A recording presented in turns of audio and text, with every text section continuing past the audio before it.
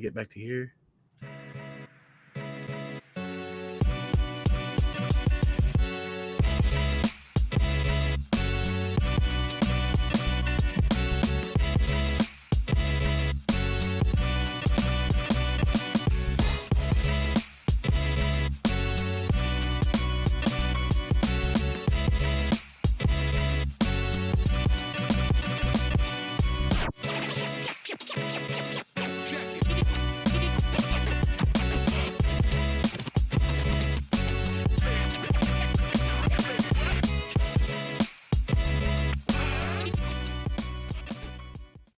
Seekers, we are back. Final week of the regular season. I can't believe we're already here, man. This season has flown by. Have a couple teams that locked up their playoff positions last week, whether it was because I won and somebody else lost, or just however that shook out. So that was nice. Get solidified in a couple spots, and then have a couple where this week could be the difference maker. Could get me in. Could get me booted. One of them, I'm 9th place with the point lead on the entire league. Gotta love those leagues. Place. Love it. But if all the stars align, I could squeak in there. I got to win. I'm tied with 3 people. I got to win. Or I'm not tied with 3 people. They're 1 game ahead of me. But since I have more points, if I beat the one guy and then the other 2 lose, I can get in. So, not too much. Don't need too much to go right. But what about you? How are your playoff teams looking? They're set. So I'm going to be in the playoffs in 5 leagues. I think of about 9 dynasty leagues. I have a chance at a buy in 2 of them. Really choked it out last week. Should have, I had guys like Zay Jones and Jalen Waddle, and guys just didn't perform last week. Would have locked a buy for me, but now I'm whatever. I'm in the playoffs. That's all you can ask for and hope for the best. I have a league where I'm trying to win it for the 3rd year. My team is falling apart. It's got Cooper Kupp. It's got Zach Ertz. It's got anybody who's good who's on IR is on that team. Yeah. So I was the points leader for the first 3 quarters of the season. Now I'm just crawling in and going to be fodder for someone in round 1. But kind of focused on my last remaining guillotine league. We're down to 5 teams, and your start sits are pretty interesting this time of year with 5 teams. So hoping to continue to go forward there and see what happens, man. Well, we'll see how busy we are. We'll take a look at your guillotine league later, maybe if we're sure. See how busy we are. Typically, I have a feeling we're going to be pretty busy. Yeah, it's just last week was so weird, the busiest show ever, and typically this time of year they get a little bit slower because there's less teams in contention, less people setting lineups. But CXK, now this guy from the start of this channel, he was one of the first fans, been around watching forever. We appreciate you, CXK, dropping that first like. So if you're in here, drop that like. We're going to have a good show today. We're going to have a lot of fun and answer a ton of questions, starting off with Michael, who has been the first question, I think, like 3 or 4 weeks in a row now. Yeah, PPR running backs. Starting Miles Sanders and Zonovan Knight. Bench Jeff Wilson and P. Ryan. Thoughts on this? I also am using Josh Palmer as a flex, or should I use one of those bench running backs? It's a must-win game. So, first off, what do you think about the running backs with Mixon back? Your bench of P. Ryan, right? I think you have to. He might be a dart throw flex because he might still play a little bit of passing game work, but Mixon is, there's a ton of reports out there saying Mixon is the guy, regardless if they're both healthy. So I think that's exactly what you have to do. And what do you think about Zonovan Knight? Robert Saleh came out and said, even if Michael Carter's back, Zonovan Knight's not going anywhere. He has produced real well the last 2 weeks against Chicago and then last week against your Vikings. Kid looked pretty good, didn't he? Yeah, and he further solidifies my theory of why the hell does anybody draft a running back? He just looks unbelievably quick. Good vision, good balance, catches passes. Like, he does everything you want him to do. The Bills have solidified their run defense a little bit, getting some guys back, but still, I'd be pretty comfy. I wish I had, like, most of the leagues I play with you blew all your fab on him, and I didn't get a chance to get him.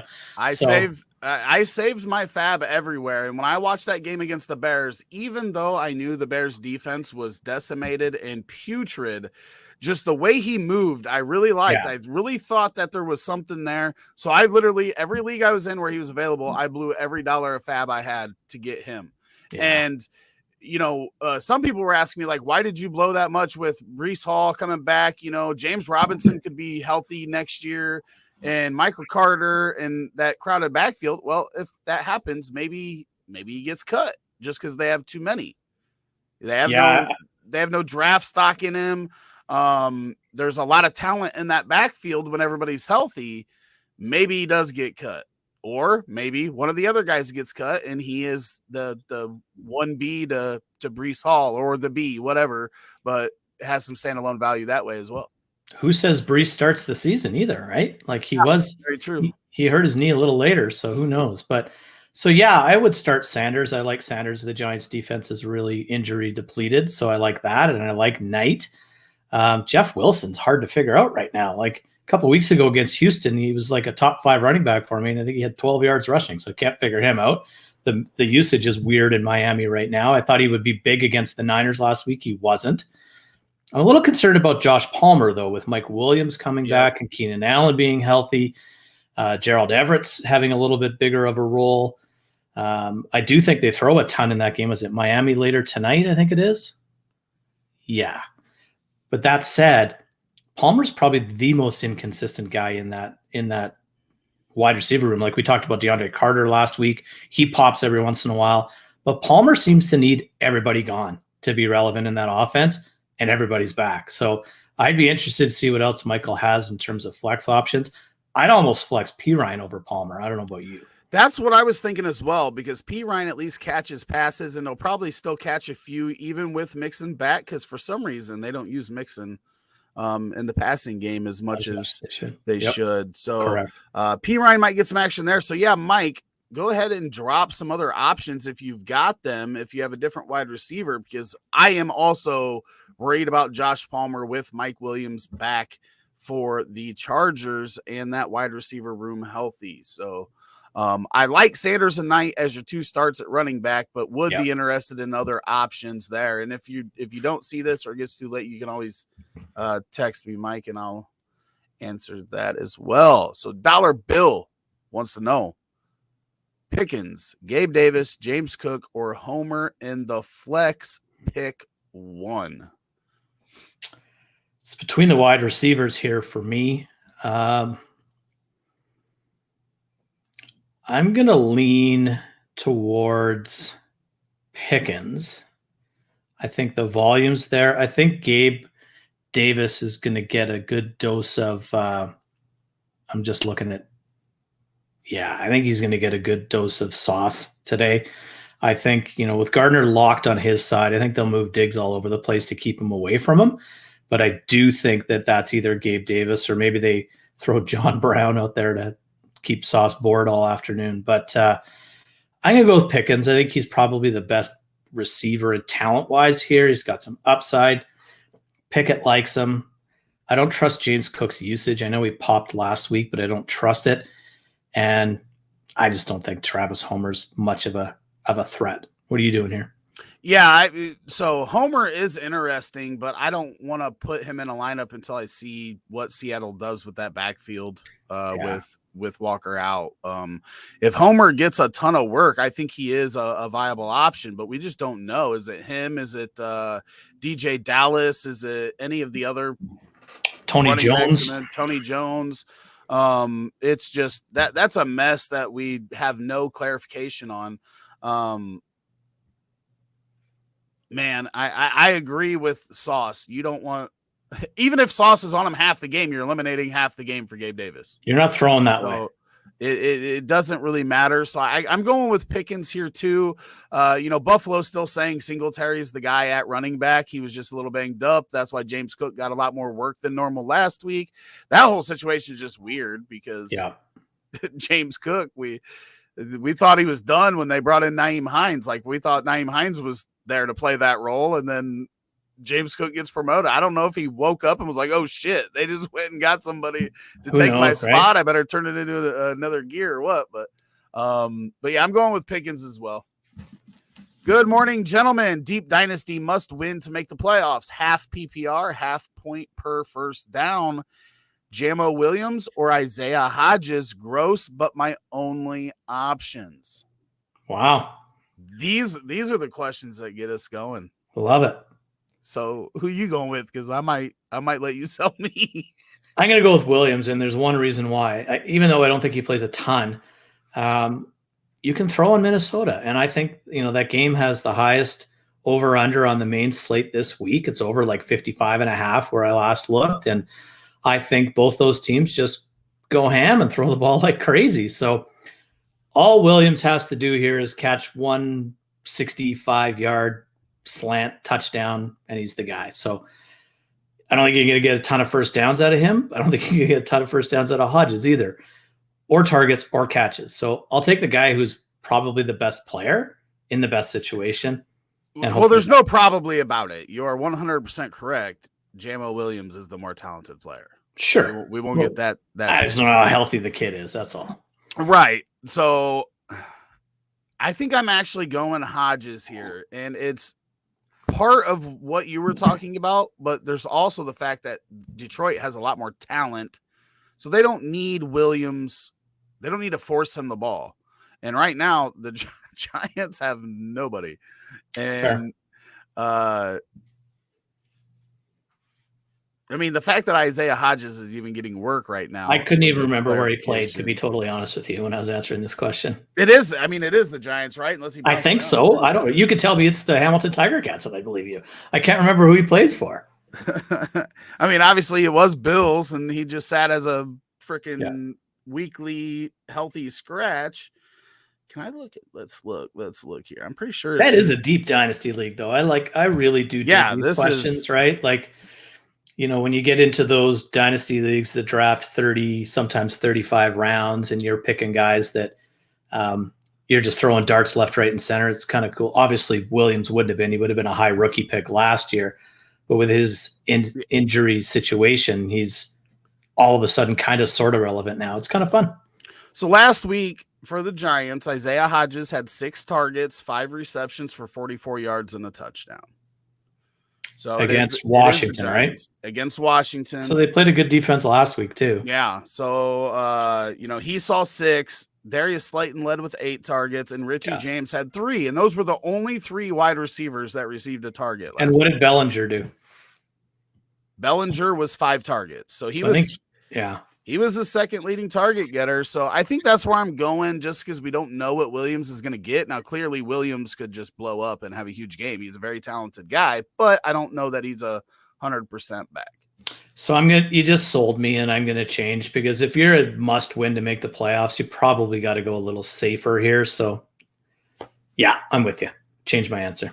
Thanks for the question, Peter Killian. And just to go down, Michael has no other option. So I think we're together, though. We're taking P. Ryan in that flex spot, right, over Josh Palmer. Yep. I am too. Mike Evans or Damian Pierce? It's crazy that we've got to this question that, one, we're even considering sitting either of these guys, but it is definitely an option this week. Who are you sitting? You know what's crazy is I don't like either guy this week, and I'd prefer to sit both of them. Clearly in this question, I don't have that opportunity. That said, I'm still starting Mike Evans. I know that he has been, 3 or less or 4 or less targets the last little while. Him and Brady seem to be fighting with each other. He's not getting his red zone looks like he normally has, but I still think he's the guy here. I think Damian Pierce is awesome, but I think the kid's just run out of gas. Like he hardly was used in Florida, I believe it was, and he was never used heavily, and everybody was kind of wondering why they never leaned on him as their primary back in college. And Houston has used him almost exclusively as their running back, and I just think he's wearing down. He's not really relevant in the passing game. He might get 1 or 2 targets at best. Dallas is a beast of an opponent. I just think I have to go with Mike Evans here. I don't really like it, but I'm hoping he scores, I guess is what I'm saying. I do not want any part of Houston's offense this week. It's very fair. Defense is very good. Kyle Allen's Allen is at quarterback. I don't see a lot of first down opportunity, which means I think Mills is back this week. Are they playing? I don't Mills? think Who the I hell don't think it knows? matters. I don't think it matters either. Micah Cook Parsons and Collins is are going to both wreck out. them. They're whoever the quarterback is going to have nightmares all week. 100%. What Micah Parsons did to them. So yep. I'm going with Mike Evans as well. Obviously, we know the one good thing about Mike Evans is he could get 3 targets.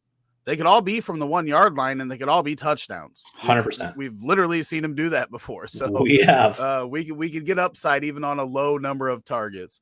King Marcelo says need 3 wide receivers and 2 running backs and 1 flex. So we need 6 total players here, 3 of them being wide receivers. PPR, do or die. Debo, Godwin, Marquise Brown, Palmer, Pickens, Peoples-Jones, Saquon, Foreman, Pacheco, Matt Breida if Saquon can't go, and Jamal Williams. Whew. We got a lot going on here. Lots I mean, Debo, Godwin, and Marquise Brown are the 3 receivers. It's not Palmer. We talked about how concerned we are about him. Peoples-Jones, I don't trust Watson yet. Pickens, maybe, and this sounds crazy, maybe over Debo because I'm a little worried about him, but you're right. It's those 3 wide receivers. Yeah, I'm definitely. Again, we didn't get Debo in the second round to sit him in week 14 when we're do or die, right? Like that's what he was drafted for. And we know that he could break it, right? He could have 1 60-yard touchdown and make his day. Okay, so those are the 3 receivers. We still need 2 running backs and 1 flex. So Saquon's in, obviously, if he starts. Yep. If he plays. Where are we going after that? Because I tend to like Foreman here, I think. I'm with you. He gets a good matchup and all the work, and he's went over 100 rushing yards in 4 of the last 6 games. Yep. Fully off the injury report as well, so he's good to go. That's where I'm going as well. Now, if Saquon sits, I'm probably going to flip to Foreman and Pacheco. I would be going Foreman and Jamal Williams. I get it. Because he just keeps scoring touchdowns. And yeah. We have another monster matchup against a bad defense where Detroit's going to be a shootout. There's going to be touchdown possibility there. Jamal Williams is my flex in this scenario over George Pickens. It would be between those 2. So I'm going Debo, Godwin, Marquise Brown, Saquon, and Foreman. If Saquon sits, Foreman and Jamal Williams. And then Jamal Williams is my flex if Saquon goes. And then George Pickens would be my flex if Saquon sat and I started Foreman and Williams. Yeah. So I pretty much agree with everything you just said. The only difference is I would have Pacheco in over Williams, and then Williams would become my flex if Saquon sits. Okay, so in that scenario, who would you flex then? Are you flexing Pickens or Williams? No, my flex is either going to be Pacheco or Williams here because I'm going to start Saquon and Foreman. You know the interesting about Williams that I heard this week? Career, 13 touchdowns. This year, 14. Yep. That's nuts. Jeff Fields in the house. Good morning, gentlemen. No JT or Watson, so I have some decisions to make. Start 1 running back, 1 flex, PPR. 1 running back and 1 flex. Connor, Debo, Mike Evans, ETN, Pacheco, Pierce, must-win game. I'm number 4 playing against number 3. If this is a must-win, Connor is my running back. I like ETN in the upside more than Connor, but Connor is the safest one, and he does have some upside in that Arizona offense. Do you agree with that? I do, and I was about to ask Jeff, is he needing ceiling or floor here? Like, is he the projections leader or the projections trailer? Because I 100% agree. ETN's the home run play if you need it, and Connor is that safe, steady 12 to 14 point PPR game, probably scores a touchdown even against the Patriots. So I agree with you. So in that scenario, though, I think it is a little bit closer for the flex spot. We were just talking about Debo second round, but ETN, I do think brings a safety net plus ceiling to that flex spot over Debo and Mike Evans. I'm still not 100% sure that's who I'm going with, but I could see that argument for this matchup. What do you think about the flex spot? Who are you going with? So you're thinking maybe you go Connor and flex ETN? Is that what you're saying? Yeah. I don't hate it. If I'm not doing that, it's Debo. And even though I'm concerned about Debo, what I like about Debo with the situation with their running backs now is that I think he's back to getting maybe 4 to 6 carries if his health will enable him to do so. So I think there's upside there. But I think I'm with you. I think I'll go with the 2 running backs just based on what I would envision being workload. You don't know what Evans is going to give you. He could give you 3 catches, 3 yards, 3 touchdowns. It'll also give you 3 catches for 36 yards on 6 targets. So, and Debo, that guy could leave anytime with an injury. So Connor and ETN is probably where I'm going. And if I need a really big home run, I might go ETN and Debo, but I'm with you. Yeah, Connor's definitely in there for me. And then, yeah, man, that is tough. I do like ETN there for a safe play because we could also see Mr. Purdy just get blown to shreds today. That game could be 6-3. Yeah. Yeah, I'm going Connor and ETN. I think I talked myself into it. I wouldn't argue Debo over him, but I forgot about Purdy. Sold. I'll take the backs. And then that answers Mr. Sky Empire's question, or Mrs. It does. Whichever. Could be Ms. Travis Etienne for us.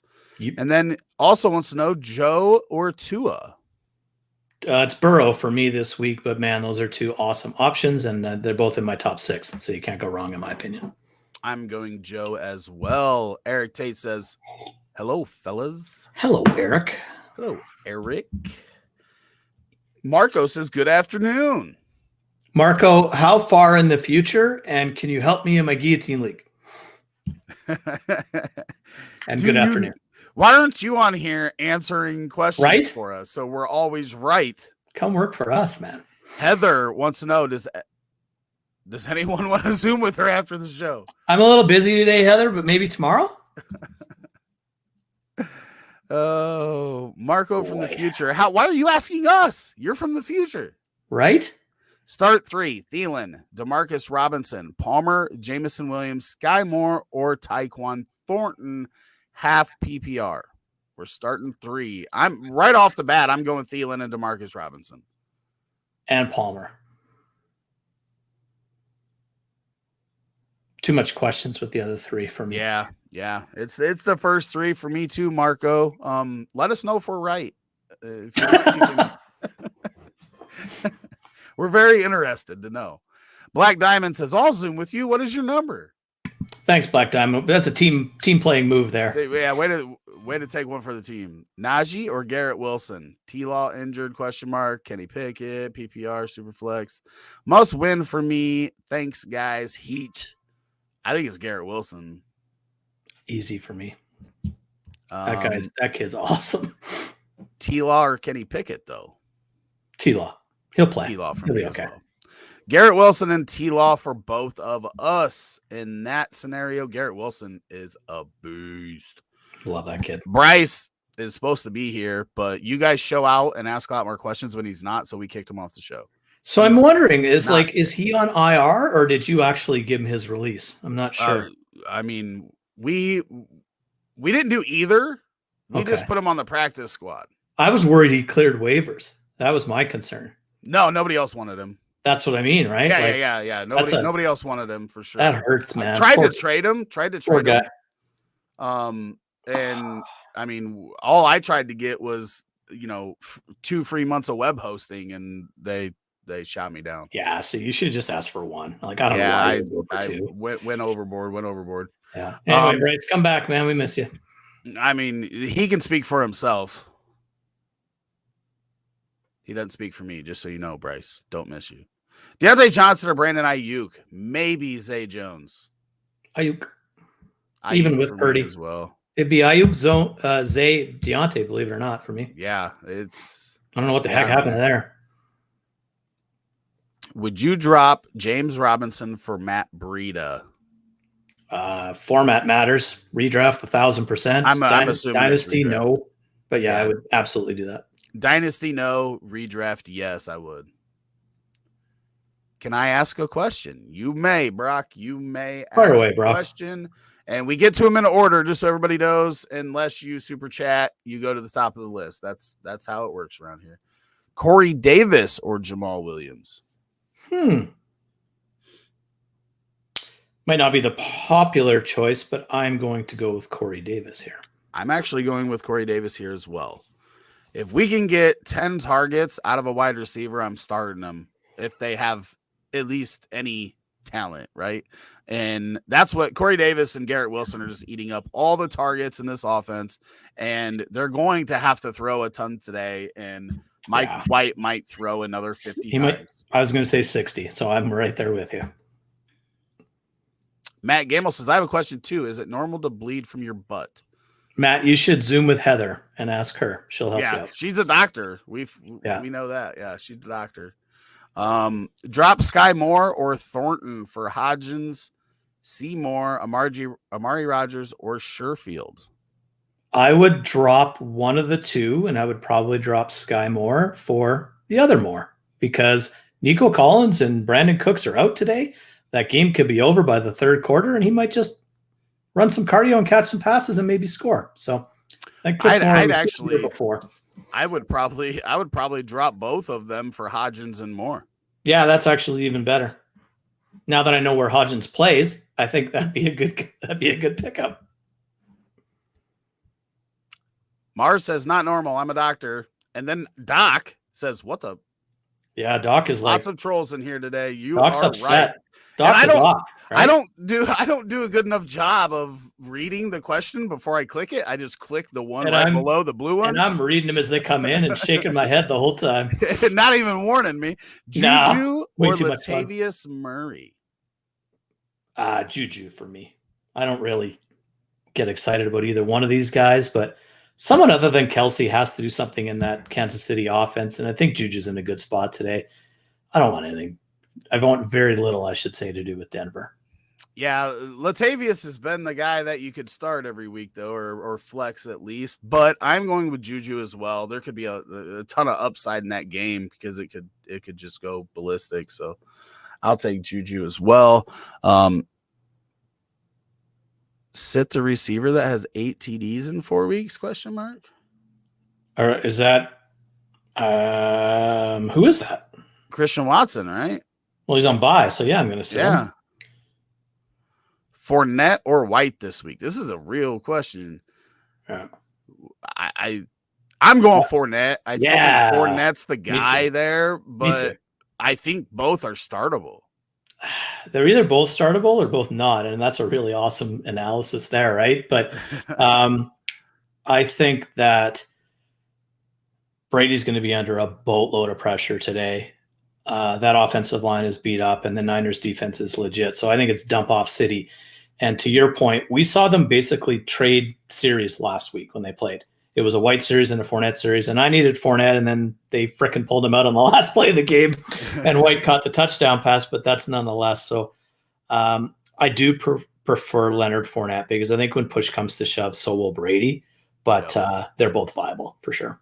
True. Andre says Purdy, Homer, Russell Wilson, Pierce, offensive position and one wide receiver. So you can play anybody in that spot, and then DPJ, Slayton, or Devontae Parker. Wow. I mean, I'm going Purdy. I'm not starting Russell Wilson if I don't have to, and it's crazy that I'm starting Purdy over Russell Wilson. I'm going to take in this scenario. I'll take Russell Wilson. I'm going Purdy, and then I'm going Slayton. I'm with you on Slayton. It's a tougher matchup than he's had, but he has been good, and he's been getting 9 to 10 targets every week. So I'll take him. Marco says he's 7 hours ahead. So you've seen the first game. So right. So how are we doing? Like, you're at least through halftime, Marco. Like, help us out. Yeah. Well, he's definitely through halftime of the second set of games. Right? Yeah, let's go. Sully, you'll win your league matchup by 83 points. That's a damn good week there, brother. That's a big-ass week. I like it. Thank you, sir. Joseph Kidder needs 2 in a PPR league. Foreman, DJ Moore, Deontay Johnson. I think we're both going to agree on 1. I think we're going to agree on 2, but we're And both that's agreeing Foreman. we're both agreeing on Foreman, and I think we're Yeah. going to agree on the second one as well. On DJ Moore? Yeah. Yeah. I'm going Foreman and Moore as Kidder's well. a little upset about USC, I see, on the old Facebook. Yeah, he's always upset about all kinds of nonsense. I love following him because he's just seems upset. Yeah, he says some of the dumbest shit. It's funny. I love the guy. Bryce, you can't think for yourself either. I was telling Sully to speak for himself about us missing you. I think what he say needs, was, "I miss you." Right? What he meant to say. We do miss you. I can admit it. One of us can't. We is somebody else, not me. He's got a mouse in his pocket. I think Bryce should come on the show, and even though we can't talk, just with like a piece of paper, just put up his hand. do one of the right? One of those like card drop things. Yeah. I think that's what he should do. If he's a team player, he'd be here doing that. Did you start Mike Evans or Deebo Samuel over Amari Cooper in a PPR league? No, I'm going with Cooper. I think Cooper's playing too, from everything that I've seen, and I know that Deshaun Watson wasn't very good, but look at the target share that Cooper had last week when he wasn't very good. So if Watson can get his head out of his butt, and maybe he just needed to knock the rust off, Cooper's the guy for me. Easy. Land. Can I have some? PPR, Mike Evans or Brandon Ayuk, Mike Williams or Gabe Davis, 2 separate teams. So first, Mike Evans or Brandon Ayuk. Whew. It's probably Mike Evans with the Brock Purdy thing sprinkled in there, so I will go with Mike Evans. And they play each other too. They do. It's a fun one. So sad. Mike Evans is so good. Something's wrong there, like in a big bad way. I'm going to go Mike Evans as well. I don't love it. It's real close for me. That's a good question. Very good. Mike Williams and Gabe Davis is Mike Williams for me, without too much thought, with Sauce Gardner thing sprinkled in there, because I don't want a wide receiver that's literally, even if it's only half the game, that means Gabe Davis gets half a game, and that's never good. I am, like I was the last time Mike Williams came back, I am somewhat concerned about his ankle coming back, but I think the fact that he came back, got hurt, stayed out for another few weeks, he's probably okay. You could throw the ball on the Dolphins, and Justin Herbert should do very well tonight. So I'll go with Mike Williams as well. I'll also go with Mike Evans, and I also don't like it, but yeah. Mike and Mike, baby. Gabe's getting shut out this week, or not shut out, shut down. Let's put it that way. I'm not confident in that at all. And to be clear, you guys know that when it comes to the good players, I don't care about the matchup. I'll take Diggs, even if I knew Sauce was on them all game. Gabe Davis ain't that good. Agree. Most receivers aren't that good, just to be clear. Agree. Ronnie Daniel, what's good, fellas? Shark or Devonta Smith, full PPR? As a card-carrying member and proud founder of the I Hate DJ Chark fan club, I'm going with Chark. I'm going Devonta Smith. If Jameson Williams does get more involved, it's going to be at the expense of DJ Shark and not Amon-Ra St. Brown. And there's already not a lot going around for Shark. I mean, he's been solid. He's been, and I'm in that club with you as well. I've never been a fan, but Devonta Smith's been doing very well here. And with Goddard out, it's more him and AJ Brown rather than AJ Brown plus some or quite a bit of Goddard and some of Devonta Smith. So I'm going to go Devonta Smith.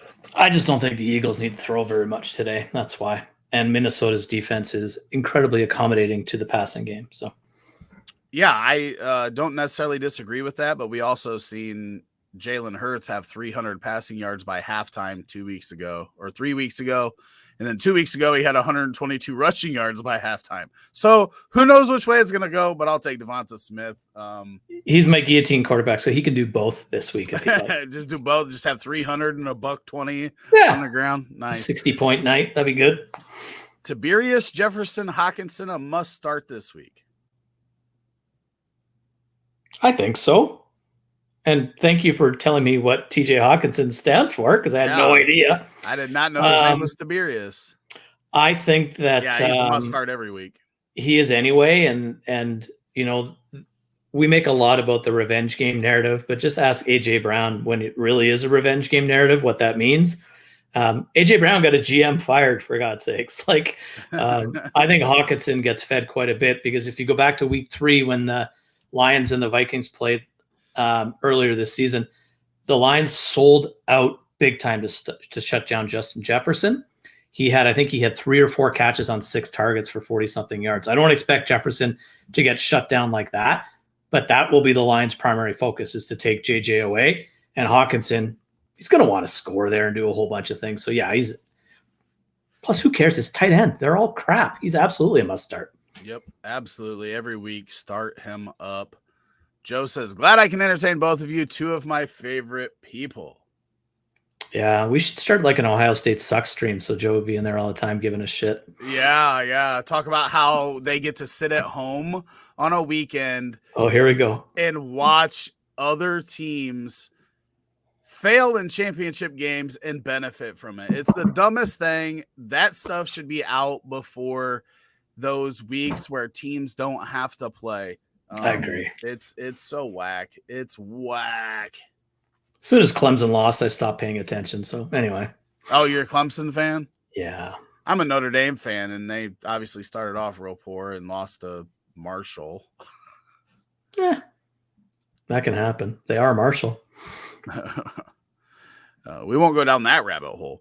I agree. Something is up with Evans and Brady. I like Williams today if he's healthy. That was Land from the. I agree with that. A couple above. I do. I'm with you. Marco says start Jameson Williams, Hodgins, or Chris Moore in my flex. I think I'm going Chris Moore here. I thought you would go Williams here. No, I just don't know what they're gonna. I don't know how much he's gonna get. I don't know. That's why the shark question, like all of it's just a big question mark there. After Amon-Ra, St. Brown, and Detroit's offense, it's a big question mark in the passing game of whether Williams is going to be more involved. Is Shark the number 2? You still got the other little dude that runs around catching passes. I'm Khalif? His name, Khalif Raymond. Yeah. So there's just a lot of question marks in that passing offense. It gets spread around already with like half of it going to Amon-Ra St. Brown and then the other half getting sprinkled around all the different wide receivers. But Chris Moore's like the only healthy guy for Houston. He is. But let me ask you this really quick. Do you think DeAndre Swift is back? I don't know if he's back. Like he was last a week 20+ touch guy. Like, is he going to be a 20+ touch guy again? I don't think so. I don't think so, because I don't think Jamal Williams is going anywhere. And that backfield work's getting split up basically 50-50 between the two of them. I don't think that Swift is back to 20 touches. There may be games where he gets there, but if we're talking on a consistent basis, I don't think that's where we're at with DeAndre Swift right now. Because both those teams could score 50 points today, and that's not that outrageous of a statement. So, but I like Chris Moore. To your point, they suck, but they're going to throw the ball at least 35 times, aren't they? And who are they going to throw the ball to? He's probably going to get at least a third of those targets. Right? And Brevin Jordan and Akins, and that's it. So I'm going to go with Chris Moore as well. We've seen him do it before in these opportunities where he's the only dude around. And like I said earlier, I don't think Dallas is playing a whole hell of a lot or very hard in like about midway through the third quarter. So yeah, I'll go with Moore as well. Yeah, and Jameson would be third here for me just because of the volume that Hodgins is getting in the Giants, and we just don't know with Jameson. If we knew he was 100% go, he would be my number 1 here. But we don't know that. And anytime Hodgins comes up, I'm just going to agree with you because I didn't even know where he played until you told me. So I'm just going to limit my takes on that dude. Made that up. It's Thomas James, I think, but the other you could tell me it's Timothy Jack in the Box, and I would believe you. So it's all good. Tiberius. I wanted it to be Tiberius so bad. I'm more disappointed now than anything. Pick one: Najee, Pierce, Jeff Wilson, or Dobbins. Najee, Pierce, Jeff Wilson, Dobbins. So Najee are for we? me. Najee for me. Yeah, it's Najee for me. I don't love it, but it's certainly not Dobbins. I don't trust him coming back. Wilson's so inconsistent right now, and Pierce in a really shitty matchup. So Najee for me. Yep, Najee for me as well. Joe says, "Fun fact: I'm a Buckeye fan."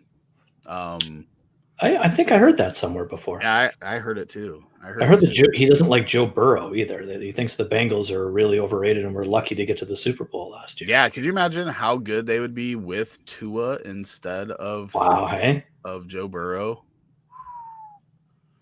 That team would be sick. I won't bring up the whole O-line versus Jamar Chase either. I don't want to get people in trouble.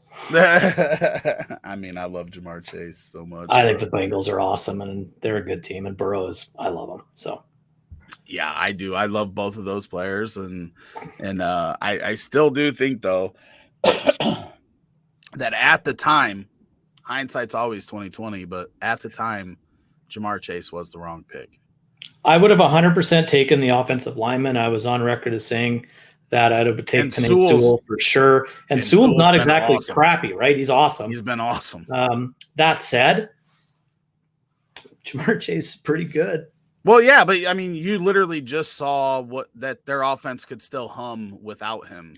Exactly. We actually witnessed that it can still hum without them. They're a good team. They're a good team, and they do. I give Joe a lot of shit, but the Bengals are a team that are peaking at the right time and could make another run in the playoffs. They do have that type of team. And do it now while they're all cheap, right? Because all those guys are coming up contract-wise within 2 years of each other. So do it now. This is the most correct answer that Bryce has ever had on this show, and he's not even on the show. But Joe is the type of Bengal and Buckeye fan that will have you rooting against them for sure. Because I never hated the Bengals. The only NFL player that I've ever known played for the Bengals, was drafted by the Bengals and played for the Bengals for many years. I've never hated the Bengals, but when Joe gets going, he can definitely make me root against them. In fairness to Joe, he's not alone. There is something to do with Bengal fan that they are unbelievable. But anyway, I'm happy for them. Their team was absolute dog shit forever. And now they're quite good, and they have a legitimate shot of going back to where they were again. Their season sort of seems to be mirroring last year, where they were peaking at the right time and went on a late season run. I think they absolutely could do it again this year. I love Joe, but Bengals fans are a mess. And Bryce, that would have been so much better if it was on like a card with a Sharpie. Yeah, could you imagine? Come on, man. If he just popped up, just scribbled it all off, just put it up. Yeah, and then, get off your ass, Bryce. Then disappeared. What a lazy bastard. Seriously, right? Going to bed at 8 o'clock at night and just a bunch of crap. Dude, he told me the other day I've been going to bed at 7:30. I'm like, dude, Jesus okay, Christ. Grandpa. Wait till you get to be my age, dude. You'll be going to bed at 2 in the afternoon. Thomas says, Guillotine League, full PPR. Pick 2, James Conner, Zeke, Hollywood Brown.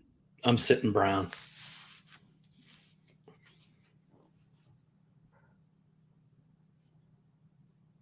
Yeah, he's the only one that's going to get a 0 if anybody does.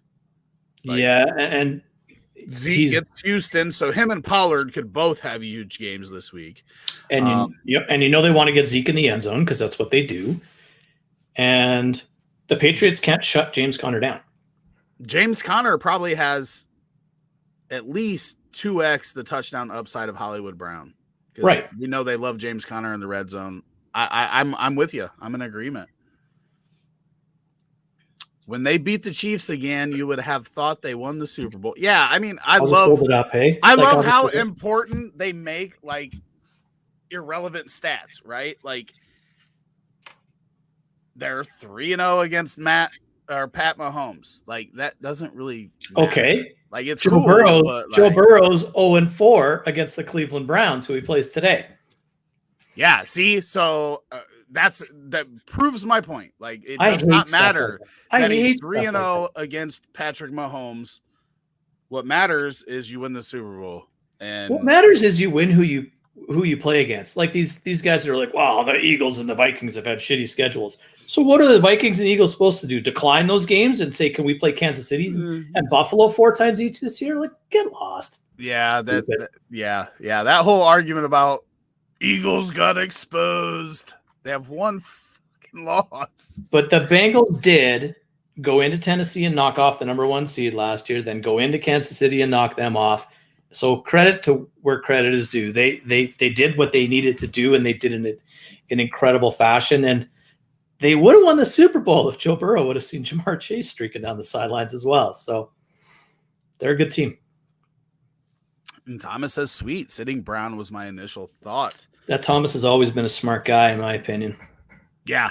He's from the future too, by the way.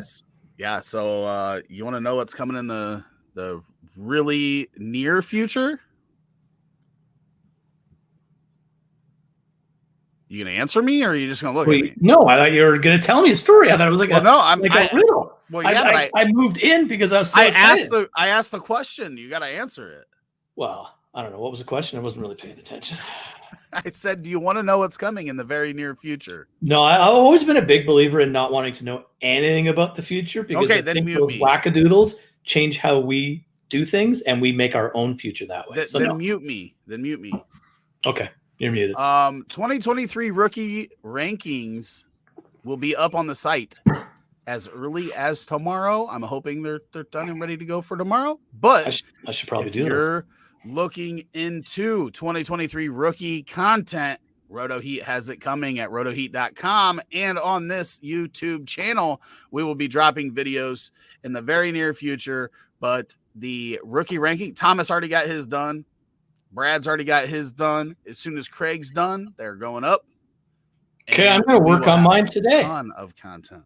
I'm going to work on mine today while I watch the Vikings and the Lions score 120 combined points. Nice. I like it. Commish question. Someone who is out of the playoff race is starting a player on a bye. He already took several other bye week players out of his lineup, likely to get a better pick. Part one of two. Two of two. What is a suitable punishment if he does not change that player out? What I would do, and this is what I do in my leagues, if I get notified, right? Now that I've parsed my leagues down, I can actually kind of, keep a better eye on it. But I message them and tell them if they do that, I'm going to put in whichever player on their bench is ranked the highest by, then use a site that has consensus rankings like Fantasy Pros or whatever one that you like the most. But I message them early. I tell them that, listen, you can't not start somebody. That's in our bylaws in all the leagues that I'm in, is that you must start a competitive roster. And the only time that it is an issue if they start somebody over somebody else is if it's clear, right? Like if somebody sits, Stephon Diggs and plays Chris Moore or Philip Dorsett or something, then it's obvious that they're tanking. If there's any question about it, then that's where you can't fault them, right? If you can make any argument for one player or the other, it's a non-issue. It just is. So that's what I would do. I would let them know you can't not start a player. You have to start an active player and the perceived best if there's a gap between one or the other. Most of the time for that last spot, they're all gonna be pretty bad probably, or whatever, but that's what I would do. Do you have any other thoughts on that? You've been in a lot of leagues that I run, so you know how I do stuff. I think your answer is in the bylaws. If your league doesn't say you can't do it, then guess what? You can do it. So your bylaws need to say what you can do. Like I'm in a league where I am tanking. I'm one in whatever the hell I am. But I'm starting Josh Johnson as my quarterback this week because I have Matt Ryan and Andy Dalton and some other bag of crap who's on bye. So is Josh Johnson going to play this week? No, but at least he has the potential to play this week. So he's in my lineup. So I still start guys that could play. And the only way, in my opinion, bylaw or not, that you should be able to start a guy on bye is if the rest of your bench is on bye. Yeah. Or you don't have another option at that position. You should not be forced to drop somebody. Correct. To pick somebody up in that scenario, even if you can't start somebody. Right. That's how your roster is made up. If you're starting fine. Christian Watson because the rest of your wide receivers are from Atlanta and Green Bay and Carolina, then so be it. Yeah. But no. Start Not a if lineup. you have Don't be a options. dick. Not if you have options. Pick wide receiver and flex. Homer, Thielen, Judy, Shark. Non-PPR. Not really a non-PPR expert. I'm going Thielen and Judy here. Sutton out. So I'm going Thielen and Judy. I do know this stat, and it's a PPR stat, but when Jerry Judy plays 80% of the snaps, he's averaging over 14.5 PPR points a game. So he's obviously going to be relevant in their offense, but their offense is not exactly relevant. So take that for what it's worth. Thielen's the no-brainer answer for me in this one because I do think they try to take Jefferson away, and Thielen was good the last time they played the Lions, and he should be good against the Lions this time. Non-PPR. So now it comes down to yards and touchdowns. I think I'm still going to go with Jerry Judy, but Chark is very close for me.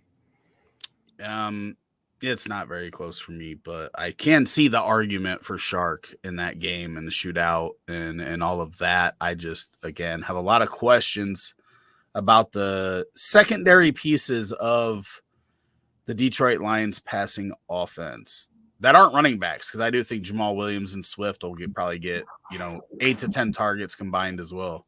That's fair. Sack, we do, but we just brought somebody on this year for our to edit our podcasts. Next year we are going to be way better with getting our all of our podcasts uploaded and set and everything. But yes, we are on Spotify. We do have multiple different shows, whether you're looking for Redraft or Dynasty or whatever. And we're going to have there's so much stuff coming in 2023. I'm so excited to show you guys what is up. Start Rachaad White or Pacheco. Is Kenneth Walker out? Full PPR? ? Sully. Pacheco. Kenneth Walker isn't out. It's a later game, but everything leads to indicate that he is. They're bringing guys up from the practice roster, and Pete Carroll's usually full of shit. So I would say Kenneth Walker and DJ Dallas are probably both out. But I'm starting Pacheco. Oh, man. Gosh, dang it. Just volume for me. And Denver hasn't been the same since they traded Chubb to Miami. They're easier to run on. Although I don't know how much Kansas City runs, but I like Pacheco. I think he's sort of honed in there. I'm going White just because he catches passes.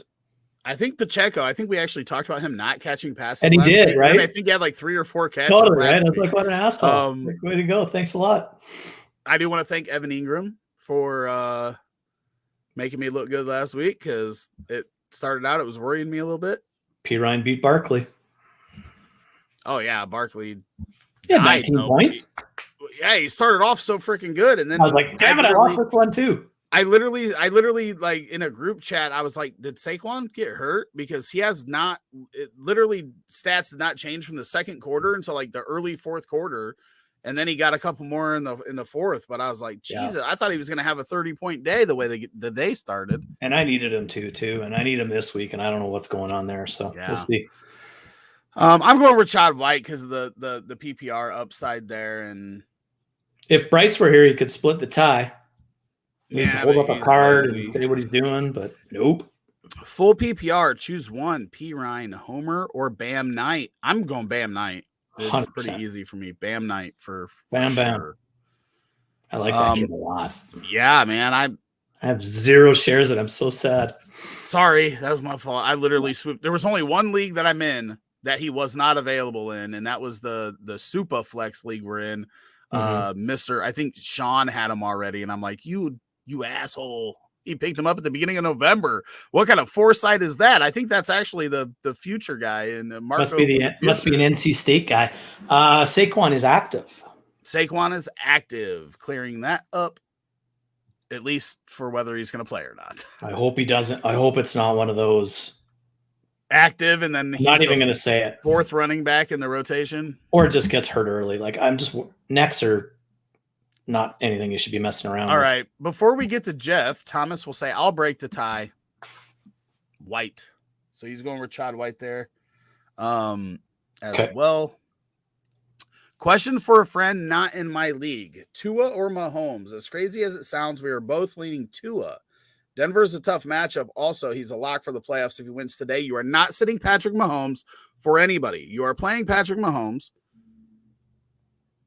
There's no way. No. Mahomes. And don't tell me, Sully, that you are thinking about sitting Patrick Mahomes. Not even for a second. Okay. You made that face. You played it off well. Yeah, you were trying to make me think that you were going to go against it. Right. I was going to make $100 bet on What's Thomas doing here since Bryce can't show up for the show anymore? Yeah. Jeff, I get it. And a tough matchup. You'll hear me say it all the time. Matchups are at the bottom of my list of the difference makers between players.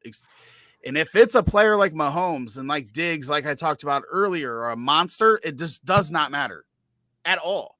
The matchups matter when you get into players that aren't difference makers, that aren't the upper tier talent. Because obviously if you have Stephon Diggs and Sauce Gardner, they're both at the peak of their position.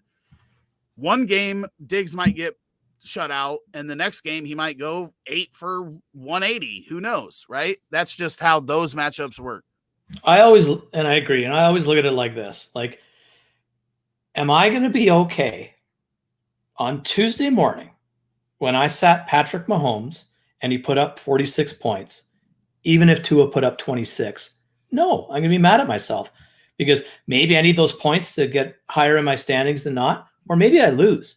But even the worst case scenario is, can I stomach a Patrick Mahomes start that's not that great over Tua? I probably can, because I'm going to trust my process going through. But there's no way.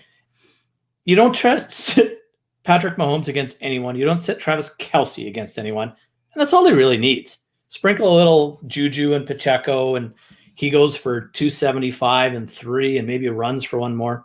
Not a chance I'm sitting him. Thomas is in there with us. Thomas? Yeah, I mean, I get it. And I understand when people do get into those matchups where, like for one, players against Denver, players against San Francisco, but you got to think like it's a tiered kind of situation, right? Like even a medium matchup for Isaiah Hodgins is like a bad, what you would perceive as a bad matchup for Stephon Diggs, right? Like that's the talent level matters, and it all evens. It doesn't have to be a top tier defense for it to be a terrible matchup for Gabe Davis. Whereas, you're going to have a Sauce Gardner or a top tier cornerback for it to be a bad matchup for Stephon Diggs. And that's where I think people get a little mixed up. It's not an even playing field, right? Like if it's a really bad matchup for Stephon Diggs today, then it's a really, really, really freaking bad matchup for Gabe Davis and the rest of the wide receivers. Yeah, like Josh Allen will force the ball to Diggs if he has to against Sauce. He won't even look at that side of the field if it's not Diggs. He won't. No reason to. Oh yeah, Tuesday morning regret. Sometimes it doesn't even make it, right? It could be Saturday afternoon regret. Wednesday, Thursday, Friday. Afternoon. There's some times where I've been still pissed off, set my lineup the next Sunday. Yeah. Yeah, sometimes I don't even make it out of the first set of games on Sunday without being pissed that I. Well, there's that too. Like the regret doesn't have to come 48 hours later, but yeah, you're not drafting these guys to sit them in these situations, right? That's why you drafted Mahomes, because you had to pay for Mahomes. You ain't sitting them in the biggest game of the year for you. You either gave up draft capital or a ton of assets to get him. So roll with him. And Tua is not a bad option. Don't get me wrong. He's my QB6 this week, but Mahomes is my QB1. So matchups don't matter for that man. Him, Josh Allen. I think you could put Justin Fields in that conversation right now because of the running.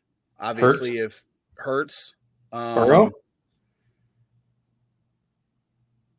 Yeah, and he'd probably be the last in that tier for me. Justin Herbert, maybe I don't know. He's like fringe though, because the Chargers just play to their competition. So that means I'd actually kind of maybe like him more in a good matchup because that's just how they do. They play to their competition. Michael Carter's active, James Robinson healthy scratch. What the hell did they trade for James Robinson for? I don't know. James Robinson is a really good running back. I don't care. I know, says, but I don't think he's fully healthy. I just don't think, It's that Achilles narrative again, right? Yeah, so hard to come back from. Take some time to get back. I mean, look at Donta Foreman, right? Because that's what he had early in his career, right? Yeah, it took like 3 years though, right? Yeah. That's what I'm saying is that he's, I mean, ever since he took over for the injured Henry last year, he has just been really good running the ball. Would be nice if he got some work in the pass game as well. Because he would be very, very valuable. Like I said, he's went over 100 in 4 of the 6 games. The other 2, he was under 30 though, with I think 7 and 11 carries in those games. But yeah, I mean, he's been really, really good with the opportunities. It'd be interesting if he never had that injury, what we would have seen from him.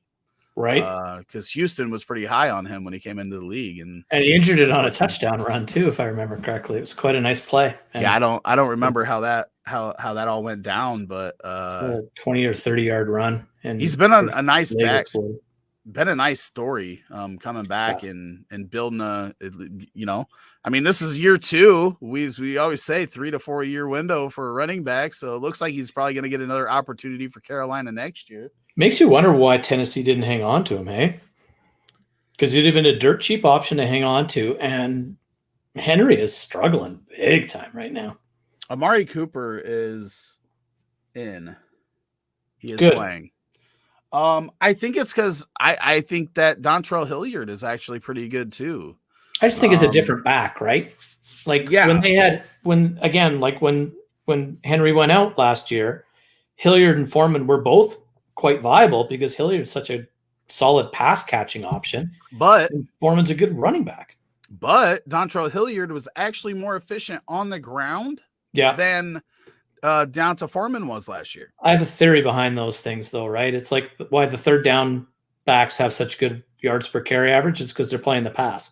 And then you just do a inside handoff out of a pistol or a shotgun, and the guy gets 8, 9, 10, 11 yards when it's 3rd and 17 because the defense doesn't care. I'm not saying that happens every play, but I don't necessarily disagree with that, but we're also seeing with a lot of these guys that have got the opportunity for more touches, like Tony Pollard. That was the argument going into the season for everybody that was a Tony Pollard stan, right? And Tony Pollard has just been electric with more touches on more downs in non-passing situations, and it's hard to quantify that, right? Like you can't tell, like typically any running back or any player, the more volume you get, the lower your averages are going to be, right? Just because it's harder to keep that up with a lot more opportunities. So it's hard to say exactly what would happen, but yeah, it was an interesting situation that they had there. For the backups to Henry last year. They were both very, very good in their opportunities. Half PPR, James Cook, Pirine, or Homer.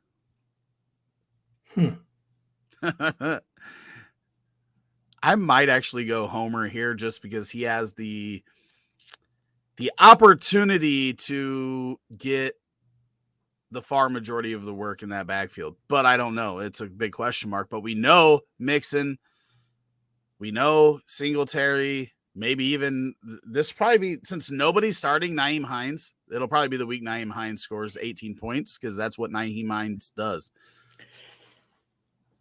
But it's probably It's probably Pirine, and I would have Homer third here. I'm going to go Pirine, Cook, Homer. I have a Homer over Cook.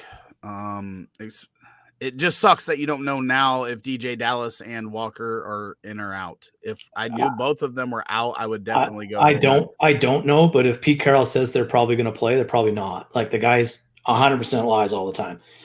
But I think that Homer is going to get some work, but Tony Jones will as well, and so will help me out with the guy they pulled up off the practice squad who played for the Lions last year. Craig Reynolds? No.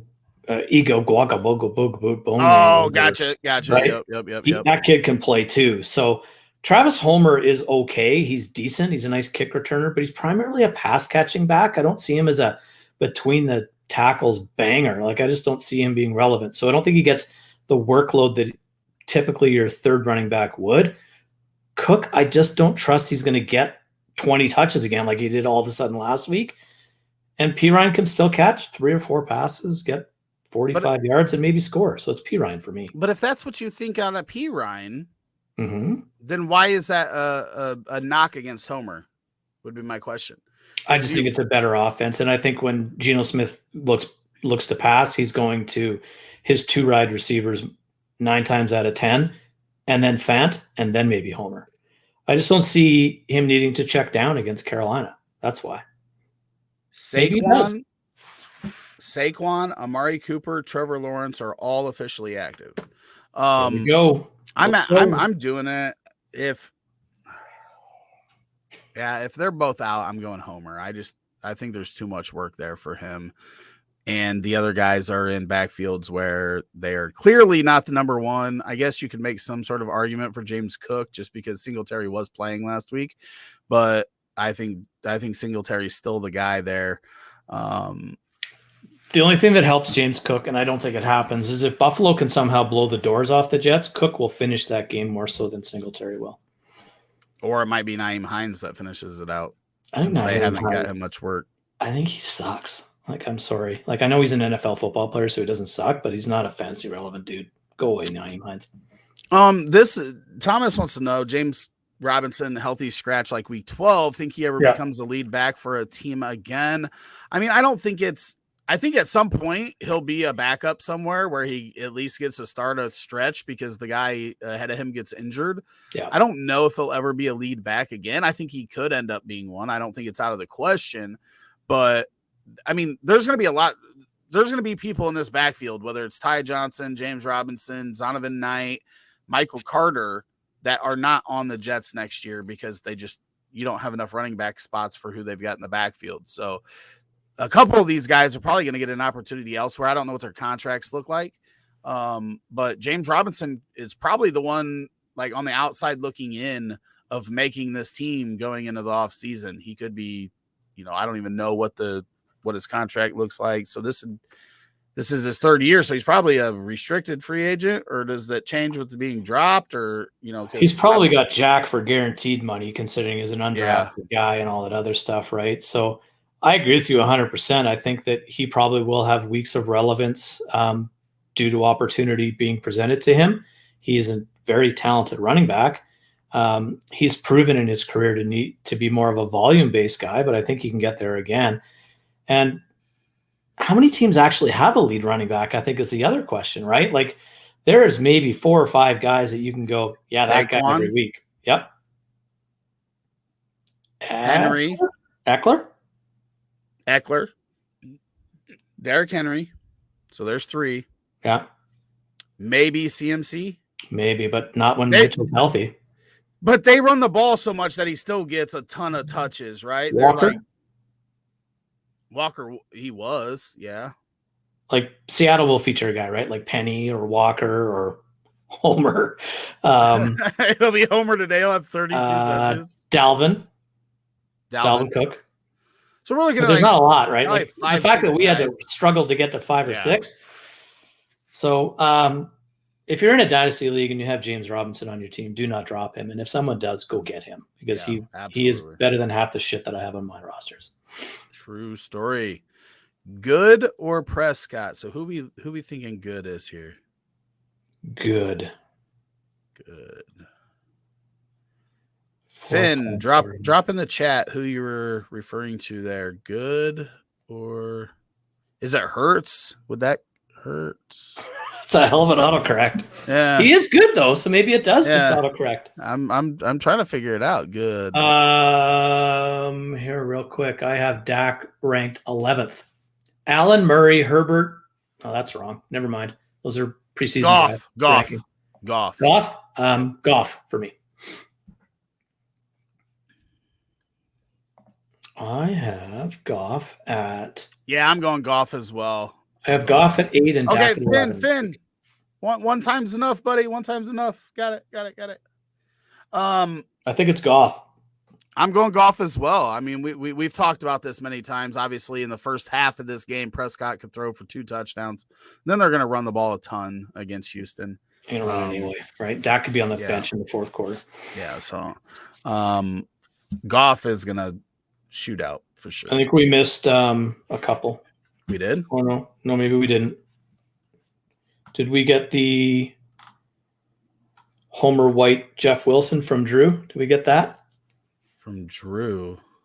And then all the ones above Finn's Rip. There's 3 questions there. Oh, yeah. I haven't got any of these yet. No. We're on Joshua right there below the good or Prescott. First point. 1 point. Point per touch. I have Eckler, Barkley, and ETN and flex. Do I start Foreman over ETN and flex given the better matchup? And a 1 point per touch. And a 1 point per touch, I'm going with Foreman over ETN, I think. Yeah. I think it's floor and ceiling, really, because Foreman could pop and have a nice day. He's going to get the work. ETN will get some volume as well, but Tennessee is really, really good against the run and really not against the pass. Yeah, for some reason they don't throw the ball. Some reason they don't throw the ball to ETN. So Lawrence likes to go down the field, and ETN isn't a down the field pass catching running back. So I'm going to go with Foreman here as well. Yep. I like that. What do you guys think future holds for Tony Pollard? RB1 on another team or official RB2 in Dallas with serious fantasy upside? I think Zeke's gone after this season, and Tony Pollard's Dallas's RB1 next year. Yeah, I could definitely see that. If that happens, though, I think Pollard's longevity is cut drastically. I just don't think he's got the build to be able to hold up, taking 250 hits every year. But it could be a real good one. No, it could just be a real good 1 or 2 years of production. Yep. And then a quick drop off, right? I don't think he's the guy that can withstand that for a long period of time. Pick up Malik Davis, Cowboys' 3rd running back, if you're in a dynasty league. It's worth holding on to because he looks pretty freaking good when he gets a chance too. Drew Diaz says Homer, White, or Jeff Wilson. I don't think it matters what White it is, right? It could be Zonovan or Rashad, and we're gonna go with one. As long as it's not James. Right? As long as it's not James White. Yeah. I'm going White here out of the 3, whichever White it is. 100% agree, regardless of White. Ross says need a flex Okonkwo, Dortch, Pirine, or pick up Westbrook Ikini.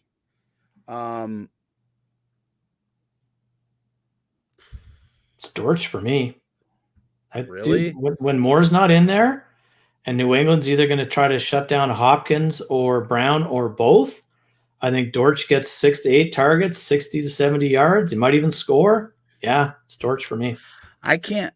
It's not the tight end whose name I can't pronounce. It could be Pirine, and it's not Westbrook Ikine. I'm going Pirine over Dortch. Pirine over Dortch. Dortch, those games were without Hopkins. Without Hopkins. He hasn't done it with Hopkins and Brown on the field at the same time. Now, let me pull something up here really quickly. You keep talking. You're right, though. I think the last time he might have. So I don't trust it there. I'm going Pirine. I think he's going to get probably 6 to 8 carries and another 3 to 4 targets, and I'll take that over the question marks of everybody else in this question. And now he'll get 1 target and 3 carries and make me look like an idiot, but that's where I'm going with it. And I'm not even a Pirine guy. I got Canadian internet all of a sudden, so never mind. What were you going to look up to see which game? I know he was good in weeks 1, 2, and maybe 3, and then he was good. They were on bye last week or whatever it was. Week 12, he was good. So week 12 would have been both of them back, right? I can tell you right now, if we go back to week 12 here and I look at the Cardinals against the Chargers. We have DeAndre Hopkins, 6 targets, 87 yards, and a touchdown. We have Marquise Brown, 8 targets, 46 yards. We have no Greg Dortch on the sheet. Were they on by last week, you said? Yeah. Okay, so go back to 11, and we find the Cardinals against the 49ers. And we have Greg Dortch in that week was actually with Hopkins, Moore, with no Brown. Oh yeah, Brown was still out. You're right. And Rondell Moore got hurt like real early. He had negative points that game. First play. That pissed me off. Lost a week because of that. I just think he's relevant, man. Like Kyler likes the slot, and it all depends on whether or not they run Nuke in the slot to get him away from, Jones or someone in that Patriots defense, because he's probably going to be the primary guy they take away. But I think Dortch touches the ball more than P. Ryan. That's why I'm going that way. Yeah, I don't think that'll happen. I'll go P. Ryan. I'll do $5. Sure. I'm betting on Greg Dortch in week 14. we're betting on the third passing offense, the third passing option, and the number 2 running back on teams. That's how big of degenerates we are. We're not even betting starters anymore. Too easy to Mike Williams or Pacheco in the flex. I'm going Mike Williams here. I am too, but I'm nervous.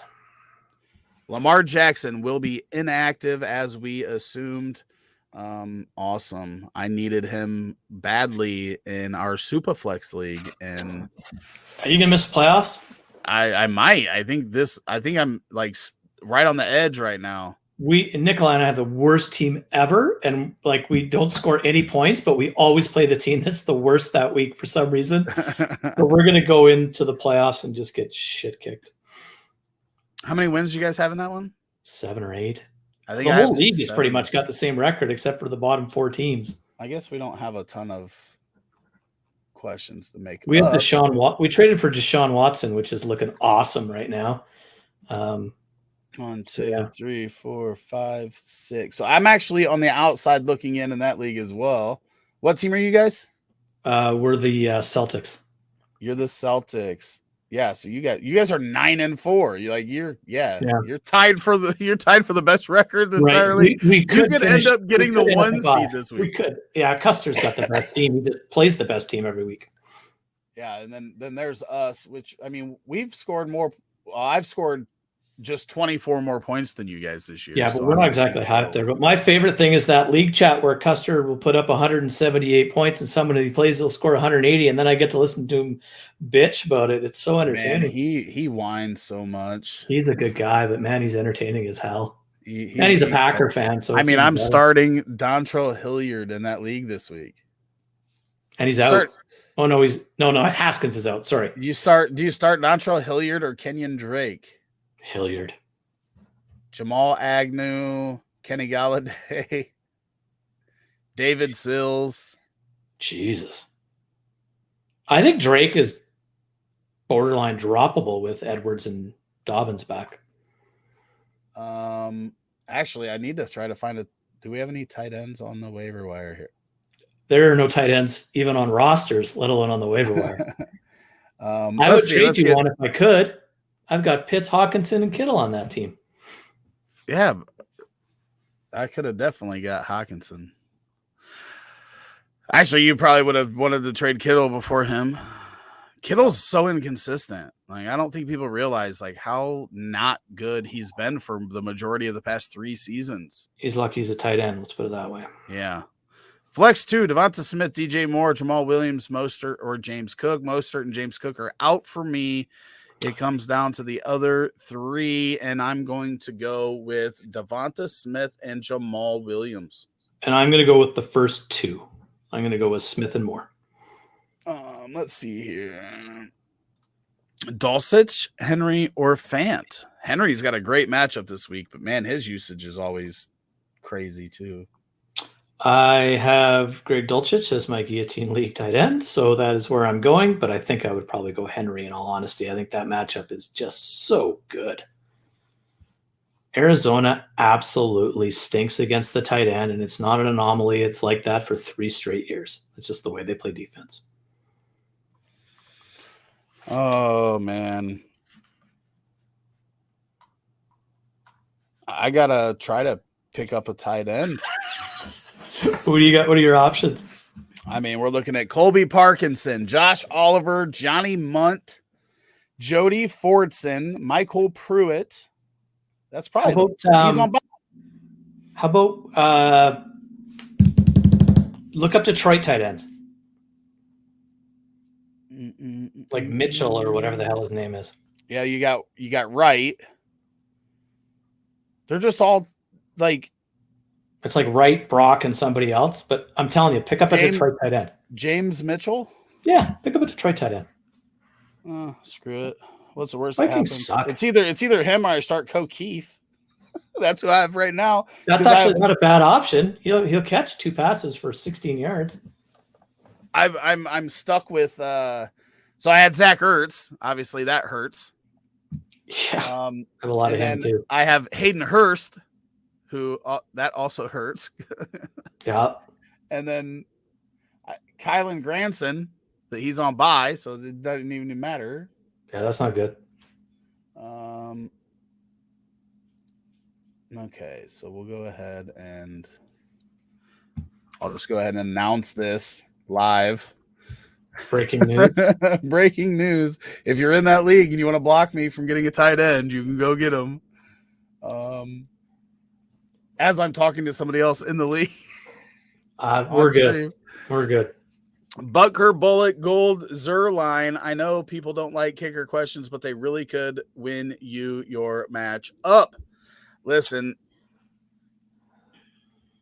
I'm going.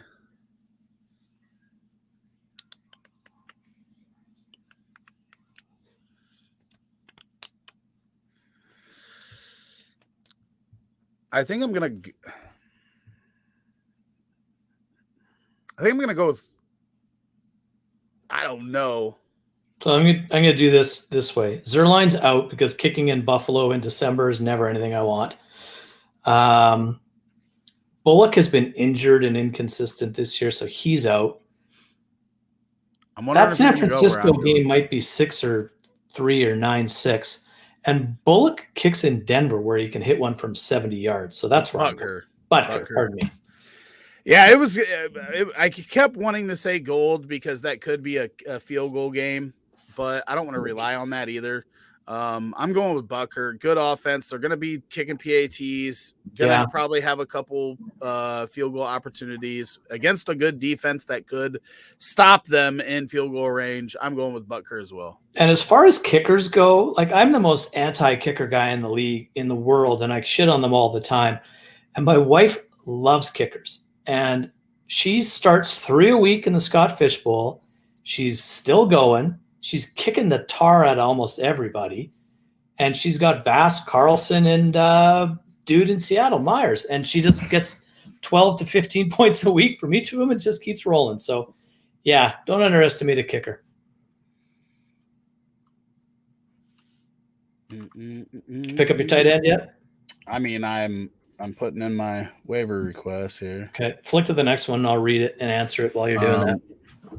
Yeah, because I got to get it in 6 minutes. So Joe needs to pick 2 running backs. He's got Swift, Williams, Pacheco, or pick 1 wide receiver. I'm guessing it's Donovan Peoples-Jones, Pickens, Chark, Zay Jones, and it's non-PPR. So 2 running backs.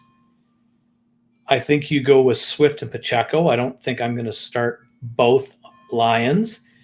And between Donovan Peoples-Jones, George Pickens, Zay Jones, and DJ Chark, I am going to go with Chark, believe it or not.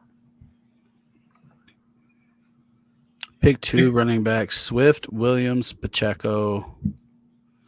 Pick 1 wide receiver, Pickens, Chark, Zay Jones, non-PPR. I think it's Peoples-Jones in there as well, the first one. Yeah, I'm going Swift and Williams and Pickens. You're starting both lines backs? Yeah. Okay. I So think we didn't help him at all. I went Swift, Pacheco, and Chark. well, so Swift, there you go. Yeah, but I'm going Williams and Pickens there.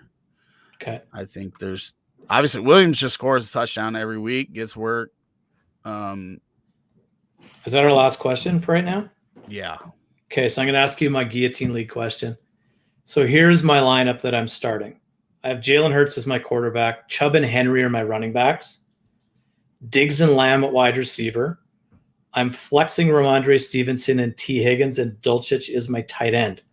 Would you start any of these players over those? Burrow over Hurts or Hurts? It's Hurts, right? Hurts? Yeah, I'm not sitting Hurts. Okay. Do I start James Conner over Higgins, Stevenson, Henry, or Chubb?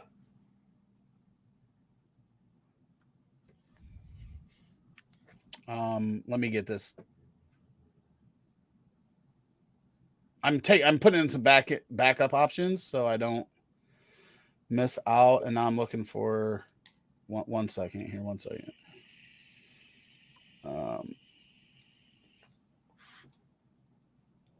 I wanted to make sure I didn't miss out here. 3 minutes to go. Okay.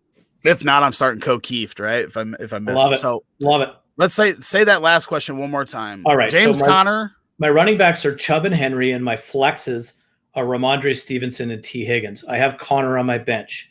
Do you start Conner over Henry, Chubb, Stevenson, or Higgins this week?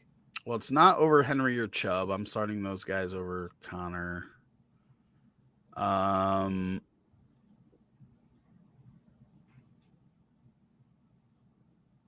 No, okay. I don't think I am. My wide receivers are Stephon Diggs and Lamb with Higgins at flex. And I have Tyler Lockett and Christian Kirk on my bench. Do you start them over either one of those wide receivers or Ramondre Stevenson? I'm not starting Lockett. I want to get in the lineup if I can. So you have to start him over Diggs or Lamb, which you're not going to do, right? Nope. So now you have to start him over Ramondre. Not start him over Higgins either. So now do you go Lockett over Ramondre without Harris against Arizona?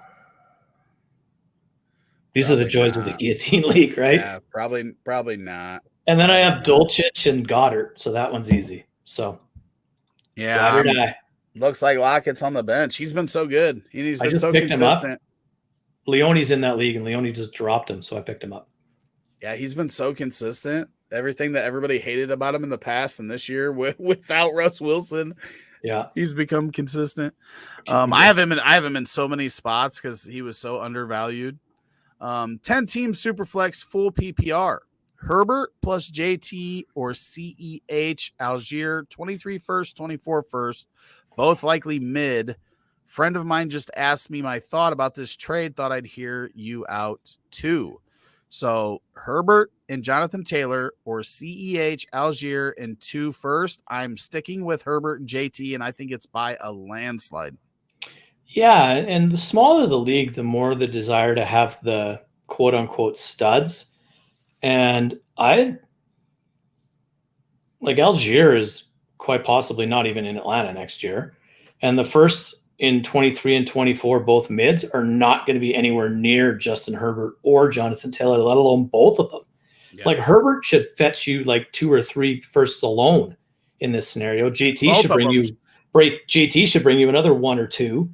JT should still be 3. Herbert right? should be 3. Right. So you should get 6 first-round pick value out of those. This is actually one of those trades where if I'm the JT and Herbert, if I'm receiving that, I might actually say to the guy, dude, don't make this trade. That's not good enough. You're not getting enough. I might actually shut the trade down because I'm going to ruin the league if I do that. Well, if somebody sends me this trade offer, it probably ends our trade negotiations. Well, if he's trying to get JT and Herbert? If he's trying to give me CEH Algier and 2 firsts for Herbert and JT, I probably just don't. We're too far apart. I'll just decline it. I won't even bother. We're too far apart. Yeah. We're not even discussing this. Like I traded Herbert this year in a super flex league for Tyreek Hill and DeAndre Hopkins. Like that's his value to me. Yeah, because Tyreek Hill's going to bring you 2 first, and Hopkins would have been 1. I had Burrow, Hurts, and Herbert, and I was really weak at wide receiver, so I did it. And that's the value, though, you have to bring back out of these guys. These guys don't come around every year. Like, look at the quarterback class this year. And I'm not so sure the quarterback class is as good as everybody thinks it is next year either. So, Bro, yeah. I just got James Mitchell on waivers, but I also got Chris Moore on waivers. I like Chris Moore. Yeah, I wasn't going to say anything. I didn't want anybody to notice that he was on our waivers and there as the number 1 wide receiver this week. In that league? Superflex, yeah. Oh shit, he just did too. Look at you. I like it. Look at that. I like it. So all right, now, so how about some DFS? Yeah, 1 second here. Keeft out, James Mitchell in. I don't know what I'm doing. I tied it so bad. Okay, so here's the question. I hope it's Chris. Well, it's Chris Moore over Dontrell Hilliard, right? Like I just upgraded a player on waivers on Sunday. That's I think it has to be. Oh shit! I think I got to go both anyway. I didn't even realize. I'm missing Olave. He's on bye, bro. Yeah, Aaron Jones and Olave on bye this week. It's gonna get me. I'm not gonna make the playoffs. Yeah, you know what? We're trying for it. Oh, I have Lamar Jackson still in my lineup. Need to change him to Ryan Tannehill. I like Tannehill this week. I mean, I'm starting Mike White and Ryan Tannehill in a must-win Week 14 matchup. Yeah, that's crazy, hey? I told him it was pretty much laughable offer. Herbert alone is more than the offer. I agree. I agree. Foreman or Homer in Foreman. Not close for me. Foreman, easily. Spirit, thank you for the question. My boy Joe Lindsay up in the house. Rashad Weaver or Samson Ubukam. I like Ubukam. I like the name, so that's why I'm going with Joe. I know you're in here being a smartass. I was just about to say, I don't know what the hell we're talking about. But it's nice to see a question from Joe. Joe's a good guy. Joe is a good guy. So you said DFS. Yeah. What do you think in here? Well, I think the vast majority of the public is going to be all over that Vikings-Lions game, right? Yep. So I was looking at stacks, and there's a boatload of stacks in that Lions-Vikings game. I could stack, Goff and Amon-Ra, run it back with JJ and maybe Hawkinson, and both those. Like, you could make a hell of a lineup, I think, off of just that game. Yep. And then what else is the contrarian? Like, I like a Burrow stack. I think Josh Allen is a little too much to pay up for against that Jets defense. Like, if you're building a Millie Maker lineup, where are you stacking this week? I do like Seattle. I do like stacking Geno Smith with Lockett and Metcalf. I think he has done what Russ failed to do a lot of games and have both of them relevant at the same time. So I like that. And then you can bring it back with Foreman. DJ Moore. If you want to, you could bring back with DJ Moore. You could also, if you want to get a little, a little more different, Terrace Marshall isn't that far removed from 8 to 9 target games. And he's very cheap. So if you need to get some salary relief, you could take a shot on somebody like him. It's a little more thin, but yeah, I like that game. I think that game is one that could be higher scoring than people anticipate. I like going contrarian and going with Mixon in that Cincinnati game while everybody's on the passing game. We're looking at a run defense that's not very good, and Mixon could just be contrarian on those. And if he ends up with 2 or 3 touchdowns, then the passing game's not going to put up the points. You're gonna put yourself ahead of that offense.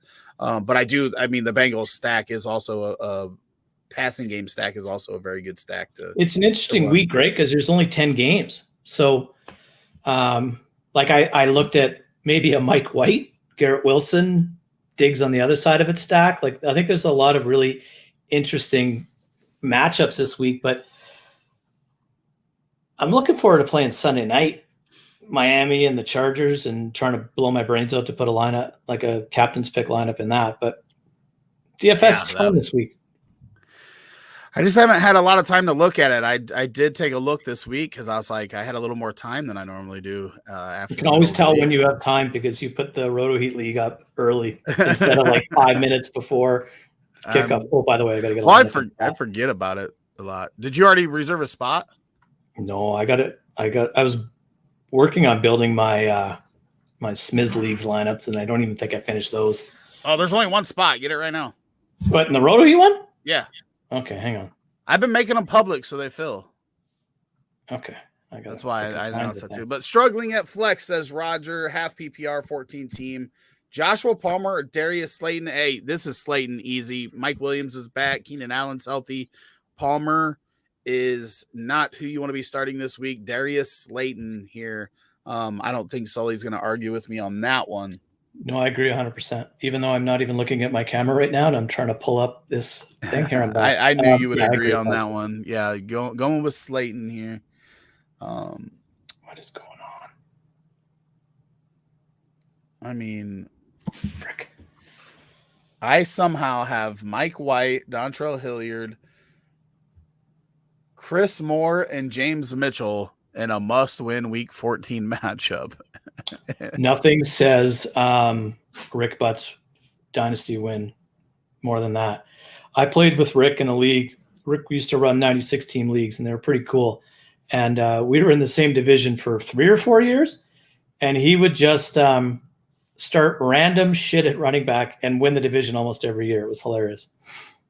Listen, people always – this is the one thing people don't realize is that you can have a positional advantage at any position. They like to say, oh, you got to get the tight end. You got to get the running back.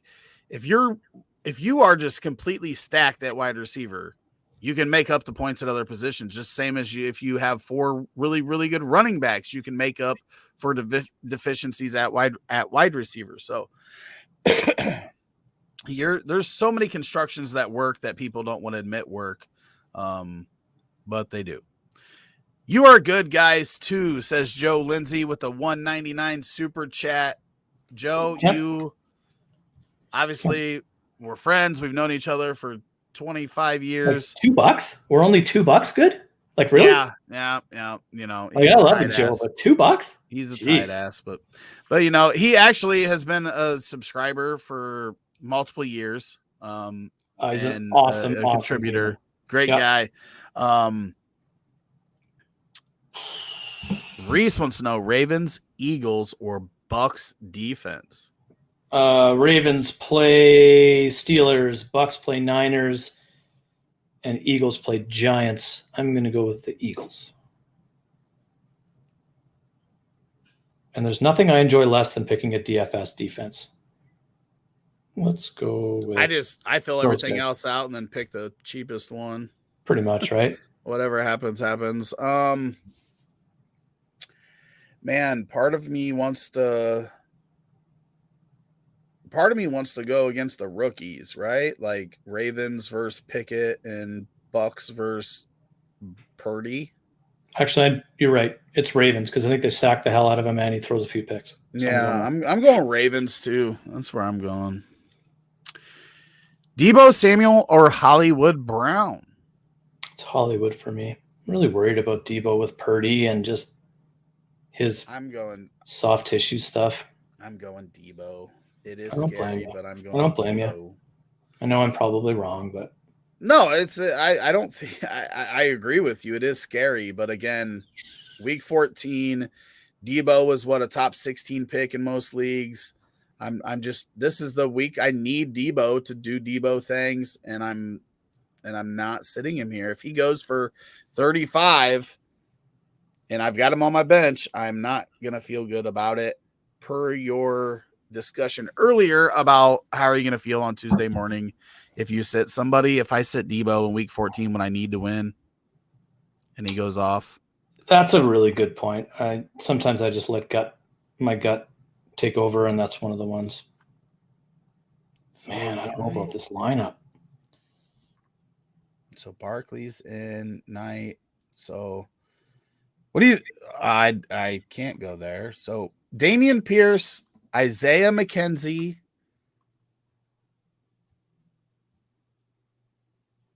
Jordan Akins. Say that again. Well, actually, Gus Edwards, Damian Pierce, Isaiah McKenzie, Josh Palmer, or Jordan Akins. Palmer? Or let's see what options we have on the waiver wire. I could go Greg Zuerlein. Not outside. Do what? Not in Buffalo. Graham Gano. Fishbowl? Yeah. Okay. Cade York. Why does this thing not like me logging in? I'm just really struggling to get this DFS lineup in. Rashad White or Saquon Barkley? Saquon. Barkley. Come on. Saquon.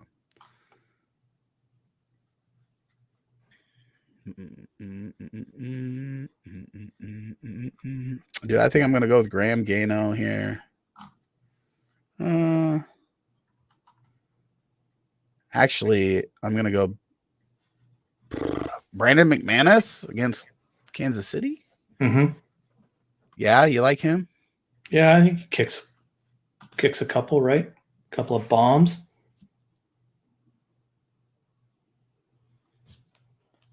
Why won't you let me log in? Why does everybody hate Canada? Why does Canada hate everybody? We don't hate anyone. We love everyone. Is anybody watching this still?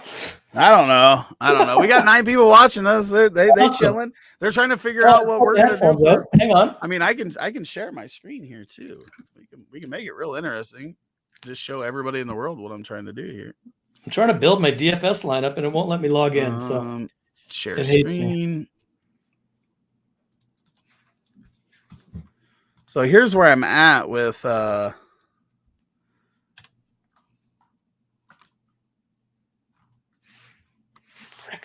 just trying to find another starter to replace this running back. And I'm thinking it's a kicker here.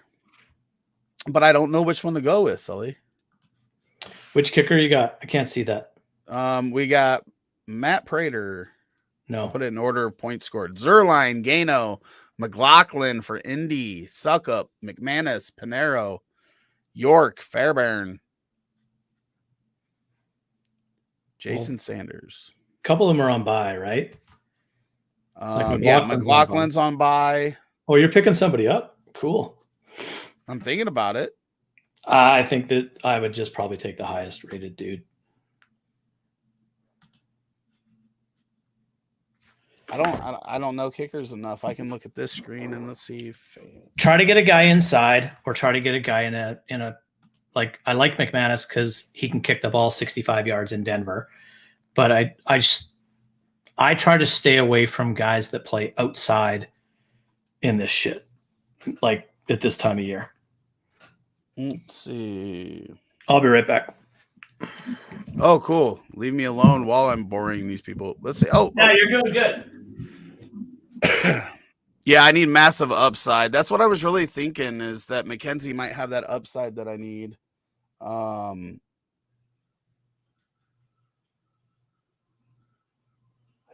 think that's what I'll do. So Carr obviously posted a negative for me. Luckily, we only have to beat 200 teams, Thomas. I think I am going McKenzie.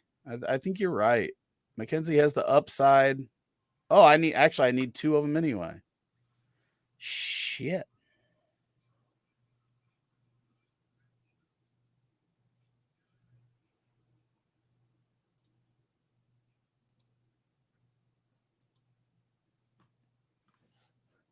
Okay, I still need to find one, but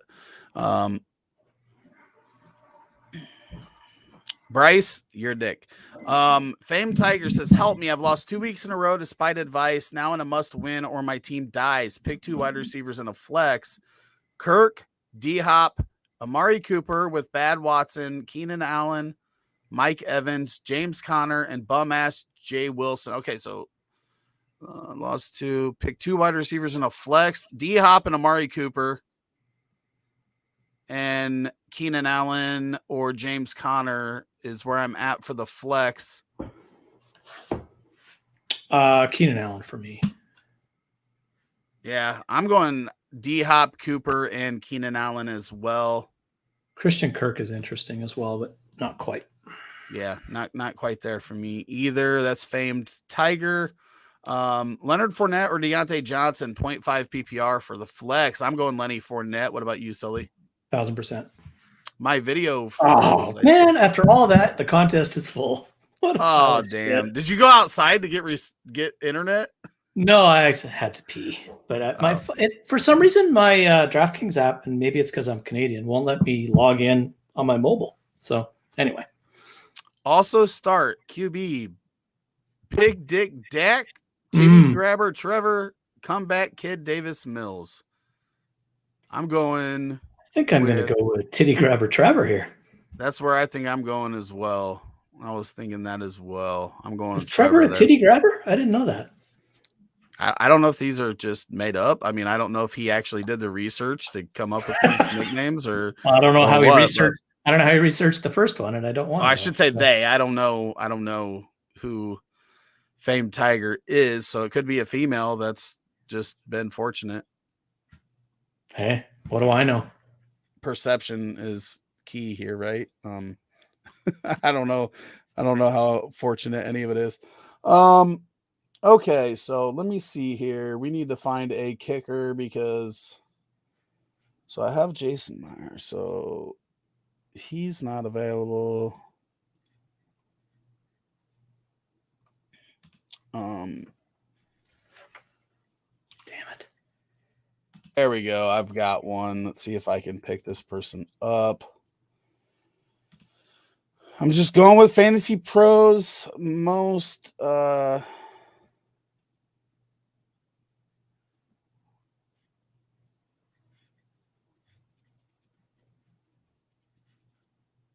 now I got to figure out who to drop.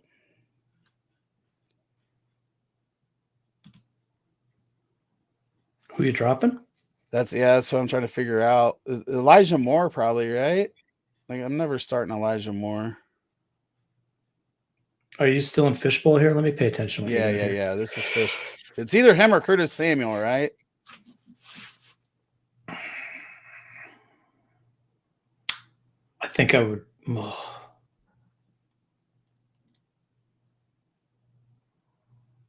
Davis or Thielen, half PPR for Mo Diesel. It's Thielen for me. I like them both, though. Thielen for me as well, and I'm pretty sure we're going to agree on Goff here. Goff, Cousins, or Danny Dimes. Yeah, Goff and Cousins are really close for me. I think either one of them, I'd like both of them over Jones, but I will go Goff as well. And I think, you got to drop Elijah Moore. That's tough. And who are you picking up? I mean, I have Gus Edwards. Who are your quarterbacks? I could drop Watson. I wouldn't do that. Me neither, because that one of my other ones is Carr, and he obviously sucks. So Gus Edwards. Can't drop Gus yet. Elijah Moore. Cade Otton.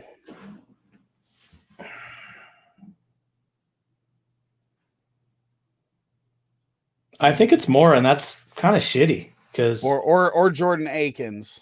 Oh, I would drop Akins. It's just tough because although Akins could have a good week this week, right? Yeah. We picked up Cameron Dicker from the Los Angeles Chargers. So let me ask you this: in a world of fantasy football and all the years that you've played, did you ever think you would pick up Dicker and drop a guy like Elijah Moore? No, I kept Elijah Moore though. You did? Who'd you drop? I dropped Akins. Yeah. We'll start Cade Otton at tight end. So there's the lineup right here on Mr. This is what we're rooting for, and it's Scott Fishbowl right here. I'm rooting for you, and I'm rooting for my wife to keep going. So we got 5 of the Roto Heat squad members still alive. that is awesome. Scott Fishbowl is my kryptonite. 3 years and 3 no playoffs for me. I always draft the wrong guys. I've made the playoffs every year, but this is the first year I made it past the first round. It's awesome. So last week my team just freaking exploded, bro. I scored like 190 points, and that's huge, especially because of the rolling average in that, right? So that keeps you going. Yep. So yeah, my wife has been living off of Tua and Josh Allen pretty much all season, and Devonta Adams, although he had a rough one for her. And like I said earlier, she just starts 3 freaking kickers. She rolls Carlson and Bass and Myers out there every week, and they all get double-digit points every week. So she's hanging in. Well, we've definitely got the kickers going this week. So let's see what else we can. You guys can watch me make sure all my lineups are set. So this is a 250. Actually, this one. So we do $50 weekly for the high score. So I've actually made the playoffs in this league, but I have not. It's already set. So seeding can matter. But some injuries have killed my squad here. These are deep dynasty leagues too. So that's why you see some of these guys, that are still on my, like I have Trent Irwin on a roster here. What do you think there? I don't think I'm changing anything in this lineup. Hurts, yes. Fournette, Sullivan, Mixon. You can drop Antonio Brown. I think he's in prison. Well, I mean, this league's deep. It'd be for Trent and Irwin anyway. I don't know how deep it needs to be. Antonio Brown's never playing again. Gallup Hill. Neither are anybody on the waiver is what I'm saying. Fair. I'll definitely drop him if there's somebody to pick up. No, I wouldn't make any changes there. The only thing I see in your lineup that I might want to get into it is Hunter Henry, but not at the expense of anyone else. Go ahead, Jeff. We're still here hanging around. We got nothing going on, Jeff. Fire away, brother.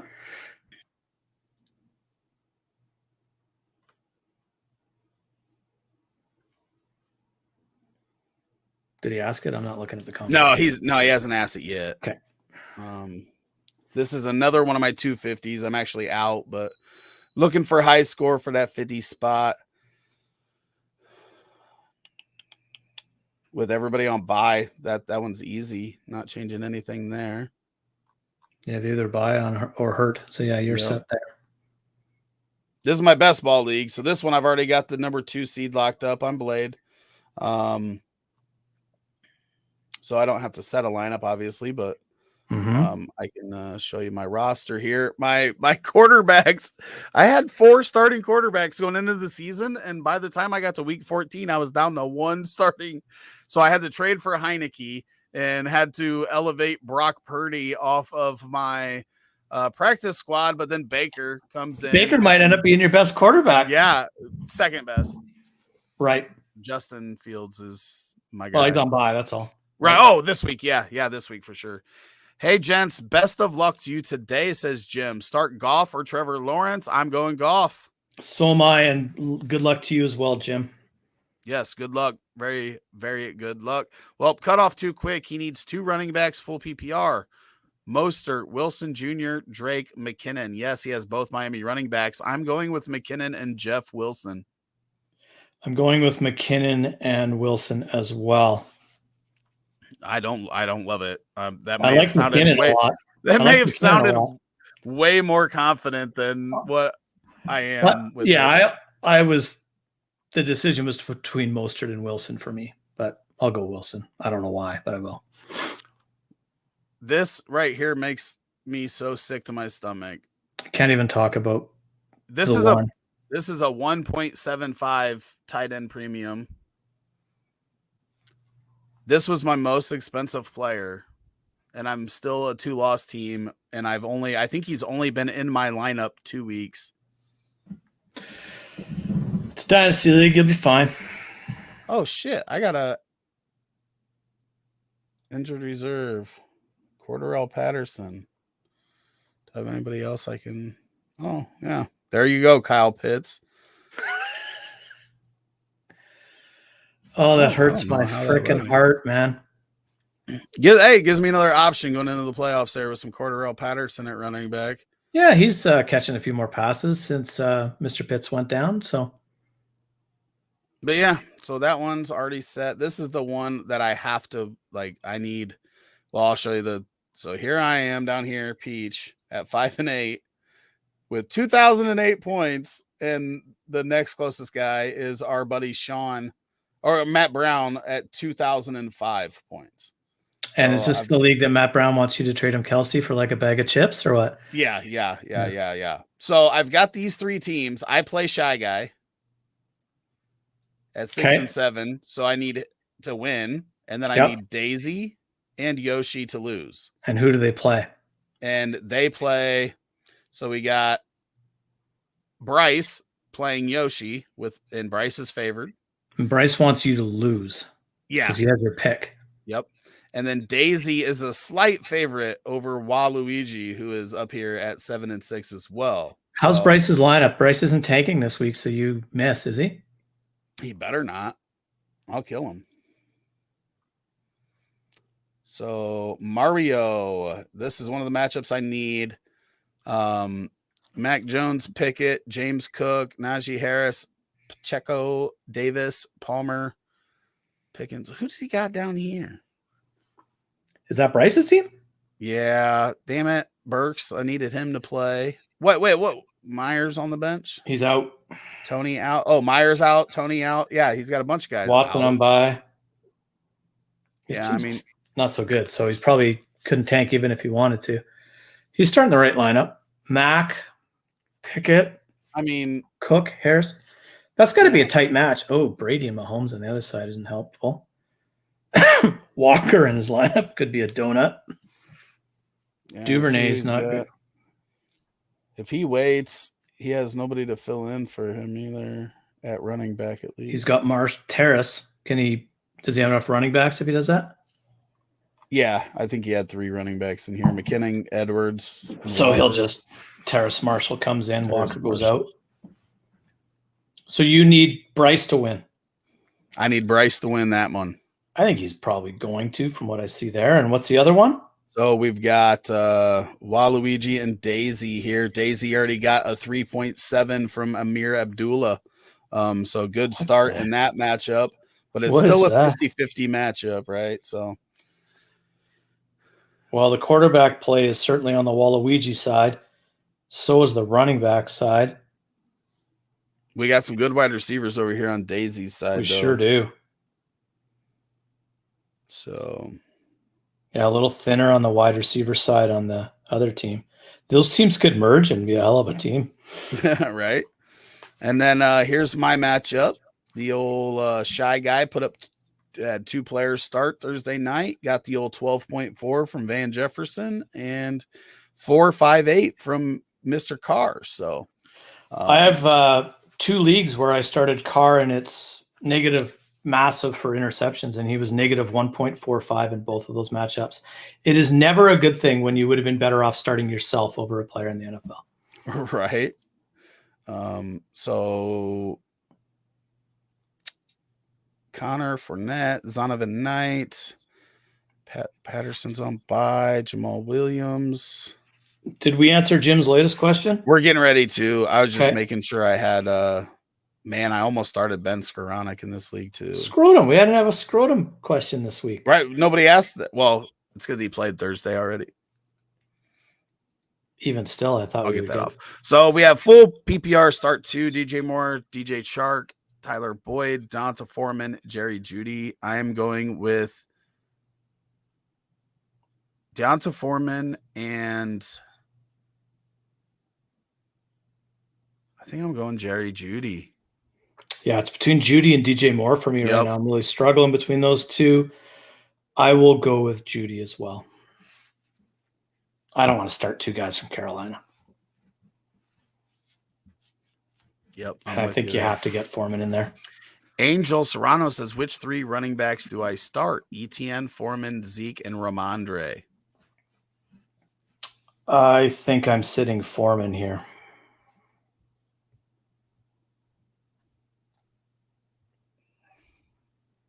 Or I'm sitting ETN. Yeah, it's between them two for me. Ramondre and Zeke are in.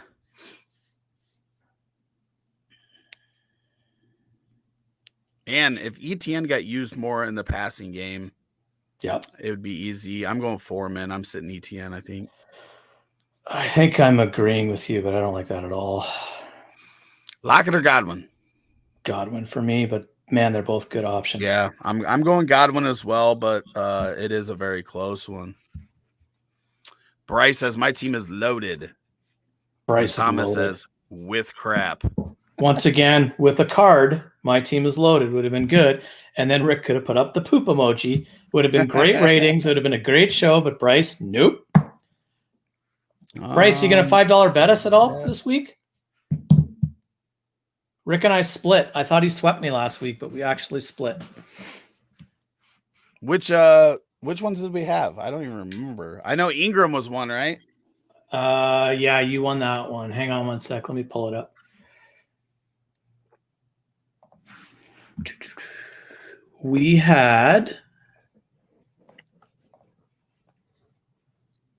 were Kamara versus Gus Edwards in standard, and I had Gus. What was that? Like fucking 5 to 4 or Kamara won by like 2 points. I had P. Ryan and you had Barkley. I took that one. I had Ayuk and you had Christian Watson. You had that one. And I had Burrow and you had Tua, and I took that one. So we split. They were all pretty close, too. They were, Barkley, except for Watson. Watson frickin' scored again. Twice. I told you, Bears defense. If you could play somebody against Bears defense, throw them in there. Yeah. Bryce says they are young, and who do we want to bet on? Well, you tell us, Bryce. I don't know. I'm pretty much got all my lineup set.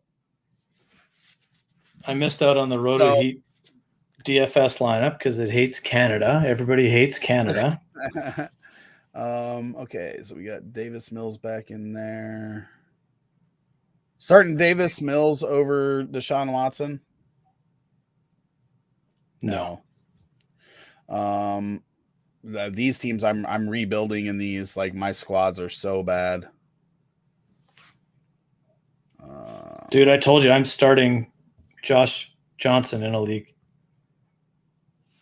This is my lineup because this is how bad this show's gotten to the point. Well, I'll tell you, this one's going to be bad too. Become owner, submit lineup. Oh, I have another IR violation. 1 second. Go ahead. Superflex League, starting Josh Johnson as my only quarterback because Andy Dalton, Sam Howell, and Matt Ryan are all on bye. My running backs are Mike Boone, Travis Homer, McKinnon, and P. Ryan. Marquise Godwin, Higgins, Chris Moore, Nick Westbrook-Akine, with Noah Fant at tight end. I am looking at getting 86 points this week, and the person that I am playing is going to score 175, and I will finish that season 1-13. I love rebuilding. It's actually my favorite thing to do in Dynasty. So let me tell you this. Mm-hmm. In this league, I am starting Tyler Huntley and Mike White. If they didn't take over, I would have been choosing between those two, Mitch Trubisky, Cam Newton, Gardner Minshew, and Nick Foles. That's how bad in a super flex league my quarterbacks are in that league. It's a you're in one of the bonuses, right? Yeah, I'm in the super flex bonus with you. I'm in last in that league too. V1 or V2? Which one are you in? I'm in the one with Custer and Craig, and I think it's just. We have two of those. Which are I think I'm in the V1. Leagues, but yeah, so I'm starting Huntley, Mike White, James Cook. I have Dobbins that I can choose from too. Justin Jackson. It's probably Dobbins over Justin Jackson. Zonovan Knight, Rashad White, Jamal Agnew, Jerry Jeudy, Trent Sherfield, Garrett Wilson, and TJ Hawkinson. Yeah, in V1, my quarterbacks are horrible, and I'm in last place, and I have a shit ton of fab, and just to be a dick, I spent it all on Brock Purdy. Picked him up. I'll start him this week. I don't care. Bryce says he'll take Amon-Ra versus anyone this week. So Amon-Ra versus the field for $5, Bryce? I'll take the field. Yeah, I'll take the field as well. Morning, gents. Full PPR. Trey wants to know: I'm starting 2 of Juju, Boyd, Singletary, Judy, or Rashad White. I'm forced to start Dulcich if that impacts Judy. Thanks and good luck today. So Trey, I am going with Juju.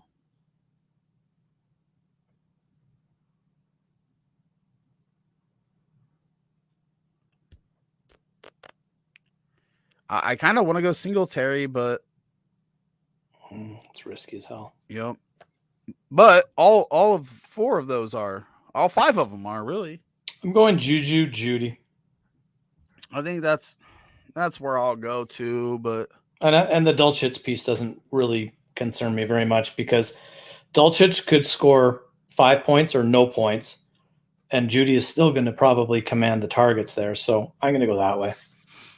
Thoughts on Baker? If Stafford retires, and there are plenty of rumors saying that he might, do you think Baker steps up and leads LA going forward, or is Baker just an end of season answer for LA? Was it on this show that we talked about?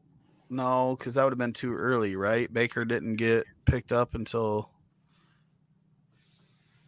I got to look up Stafford's contract. Stafford just might be done, right? We're looking at a spinal contusion, bad arm, looked not good before. It's just not a good situation for Stafford right now. He's not retiring though, unless he's forced to retire. Like there was already talk about him retiring last offseason. I could see it happen. There's a lot of injuries that have piled up for this man. Either way, I think that there is not more than 2 or 3 situations that are better for Baker than being in LA for the Rams and with Sean McVay. If there is a coach, there's only him, Andy Reid, which you don't have a shot because Patrick Mahomes being there. So that situation is not as good, though. Getting coached from Andy Reid's not a bad thing. Sean Payton, if he comes back to coach next year. Yep, but he's got a quarterback because he's probably going to end up coaching the Chargers. Yeah. Yeah, there's not many spots better for Baker to be in than where he's at right now, whether Stafford plays another year or not. On Thursday night, I tweeted out Baker Mayfield, fool me once, shame on you. Fool me 15 times, shame on me. I can't do it. And I understand that he's in absolutely the best possible spot that he could be in. I just don't see it. Like the other thing too is, and this is an incredibly unfair statement because the guy was literally there for less than 2 days.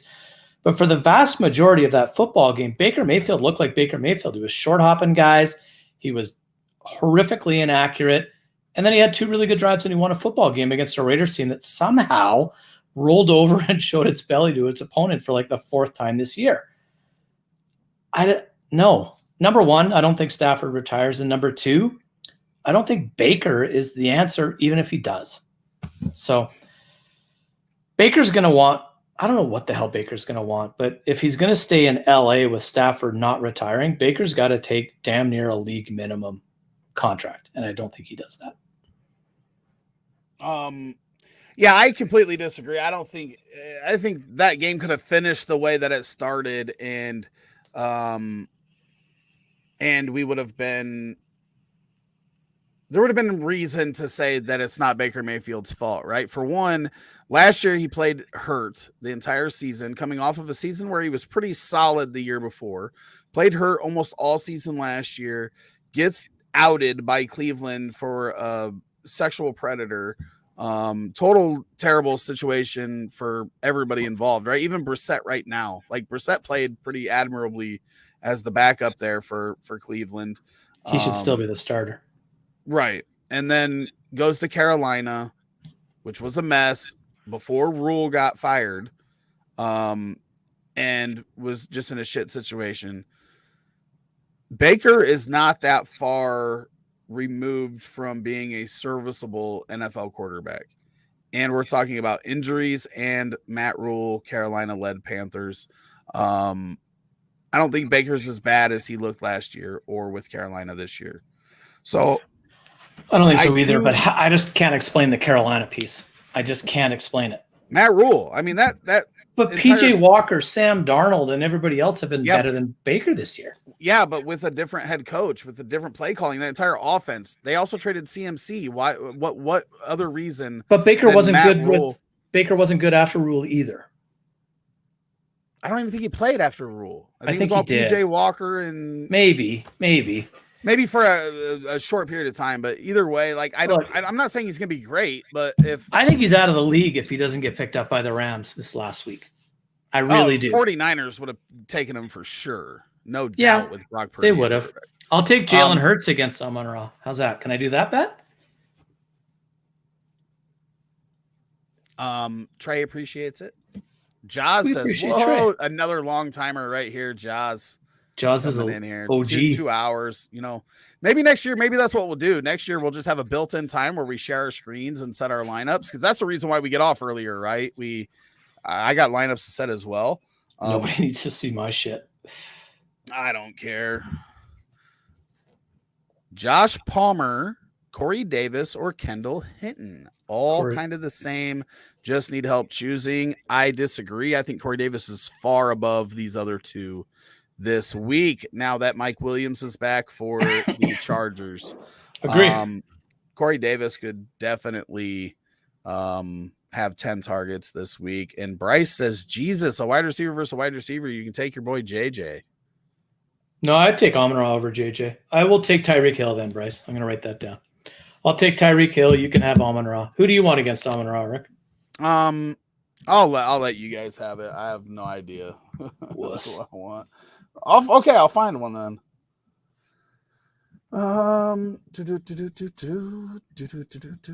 Yeah, dude, there's not a lot of guys over him this week. No, I think I got him ranked at like 4th.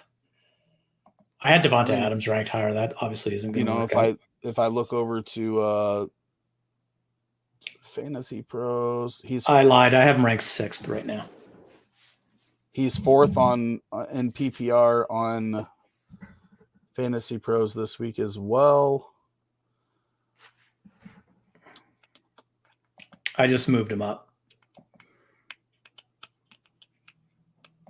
All right, I'll take AJ Brown. I like it. Take AJ Brown. There's only a few that I would take over him this week. AJ Brown, and I think they're all close too. It's all toss up. There's no Stephon Diggs or obviously Justin Jefferson. I think those three are really Tyreek Hill, like you got, but you already got him. Bryce says, "What a wuss." White or Wilson running backs? I'm going White. Whether it's Rashad or Zonovan Bam Knight, I'm going with White.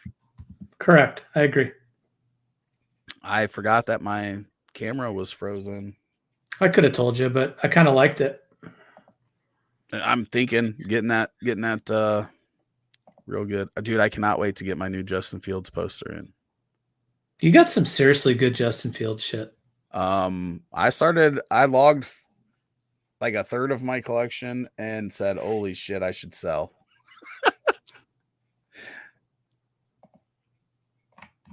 All right, dude. I think that's it.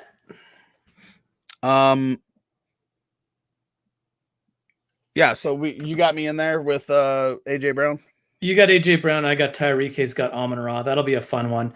And then the bet of the week is Dortch versus P Ryan between you and I. Oh, that's the only other one we got, huh? Yeah. We can do some others. Zay Jones or DJ Shark? I'm going with Zay Jones. I'm going with the guy I hate more than anyone, and that's DJ Shark. Okay, here's another one for us. I'll take Zay Jones. We're gonna bet that one? DJ Shark. Okay. Hell yeah. I'm gonna write that down because Bryce isn't. Nah. He's taken off 8 weeks in a row. 3 shows in a row we've had to cancel because of him. He's rivaling Menendez for time off these days.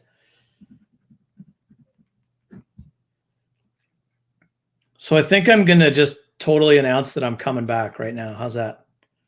Let's hear it. I'm changing my Twitter handle back to what it was right after we get off the stream, and I'm gonna work on my rookie rankings. You're gonna send me the shit that I need to do that, and we're We're going to talk, and I'm going to come back and help out the team in any way I can, starting now. You heard it here first. Rob, Sully, Sullivan coming back to Roto Heat. Coming home. We've never had any ill will towards Mr. Rob Sullivan anyway. Nope. Obviously, we welcomed him back for the Sunday morning show with Bryce and I. Love having him on the team. We have a bunch of stuff. I'm so excited for 2023. A lot of growth in 2022. I want to thank everybody that's watched us, tuned in, for helping us do over, we'll be close to 600,000 views on YouTube in 2022, which is over double what we had done in 2021, which was double what we did in 2020. So next year, we're looking for our first 1 million view year here on the channel. It's crazy. A lot of cool stuff coming up. I'm so excited to share with everybody. We're working on some great stuff behind the scenes, and we want to just keep adding value for everybody. So I'm glad to have Rob back.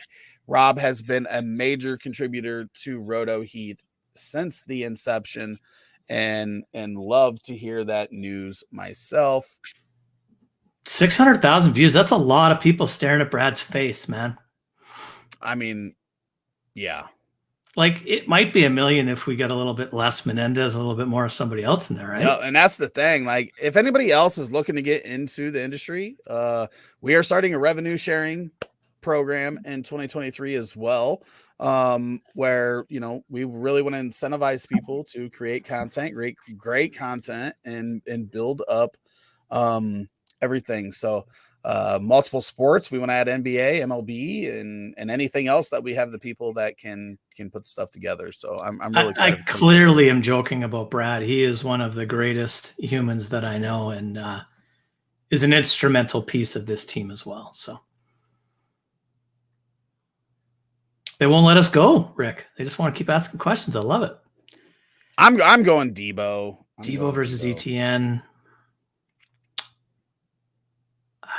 Worried about Debo. I'm going to go with ETN here. Don't like it, but it's what I'm doing.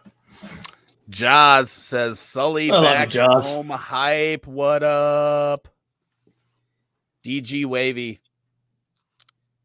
Cousins? What you think about my team? Kirk Cousins, Mixon, Wilson, Diggs, Zay Jones, Judy, Everett, Ravens, D. I think it's solid. Would love to upgrade the second running back.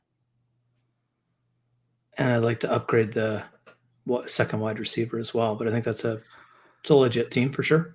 I'm fine with Zay Jones this week. I think he gets another 10 targets. They're in a good spot against Tennessee, who cannot stop the pass. So good point. Like very good point. Here's my question. Yeah. Start 3: Corey Davis, Mike Evans, Tyreek Hill, obviously in. Zay Jones, Isaiah McKenzie, Debo, Garrett Wilson. Right now, I have Tyreek Hill, Garrett Wilson. Those two are my locked in. Debo, Mike Evans. Really, the only other two I'm considering. I've got Debo in right now. I think you have to. I think I agree with that.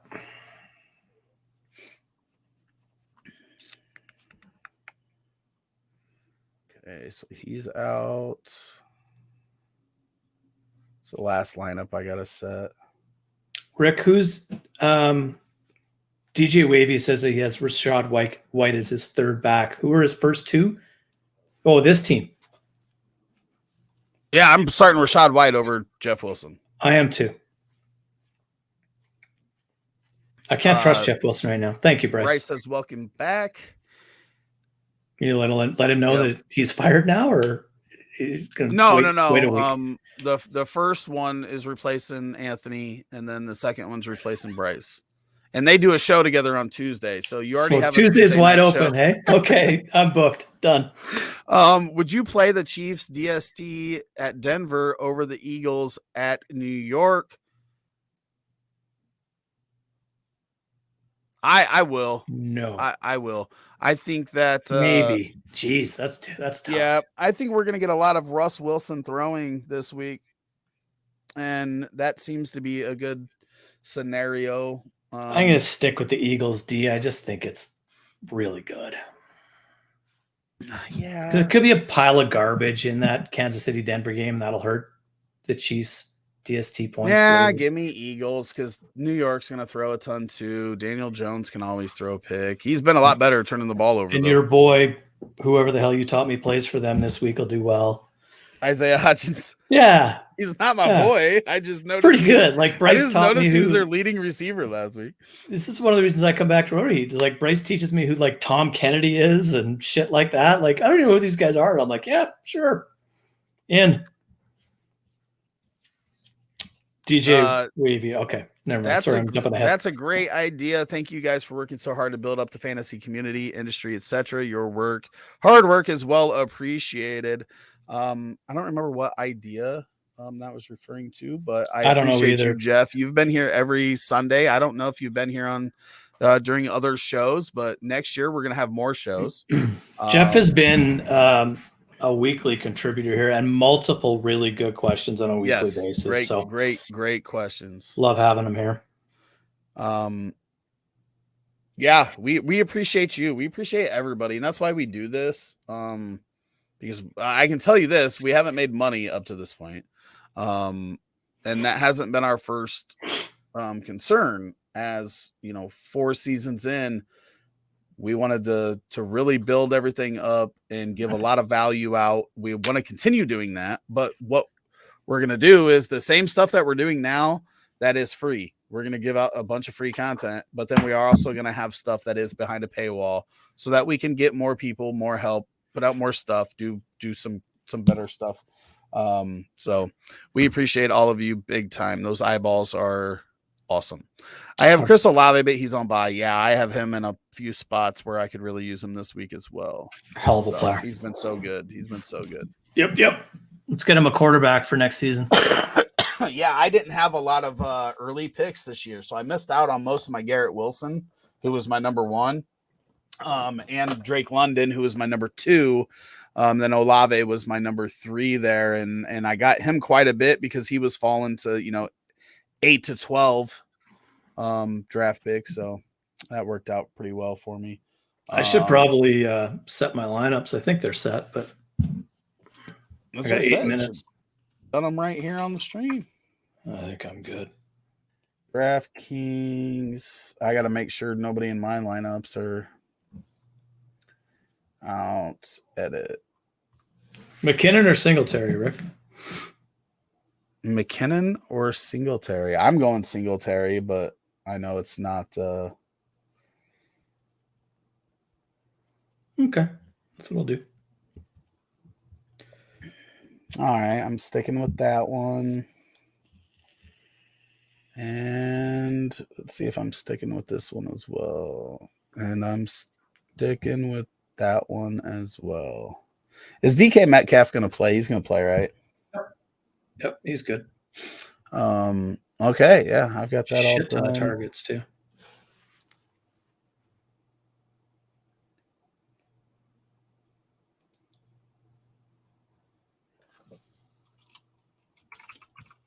Man, I got brutal injuries in this one league that I'm trying to hang in and make the playoffs.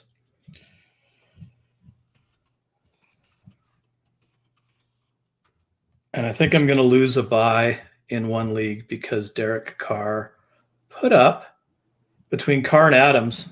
I got 8.68 points in the scoring format of that league because Carr was negative. So that's flipping nice. 1 second here. I am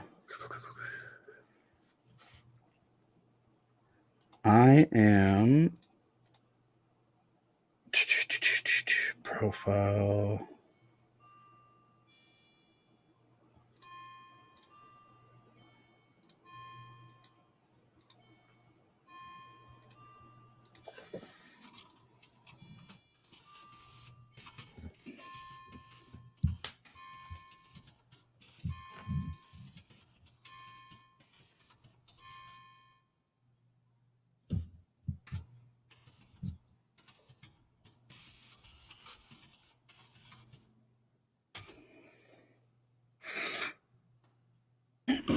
Dude, I can't believe we saw 5 people watching. You guys have stuck around. We've been bullshit and we've been hanging out. Watching this?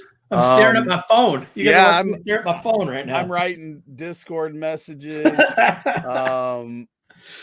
Welcoming Mr. Sully back. Thank you. Okay, Lucius wants to know Zonovan or James Cook. I'm going Zonovan. So am I. And Wambly wants to know DJ Moore, Damian Pierce, or Najee Harris. I'm going DJ Moore here. Najee would be second. Pierce would be third. I'm going Najee, DJ Moore, then Damian Pierce.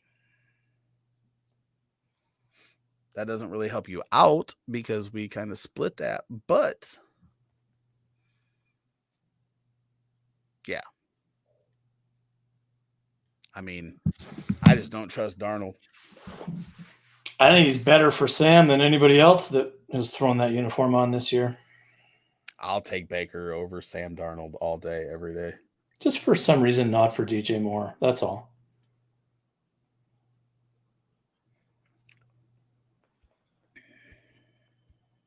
All right.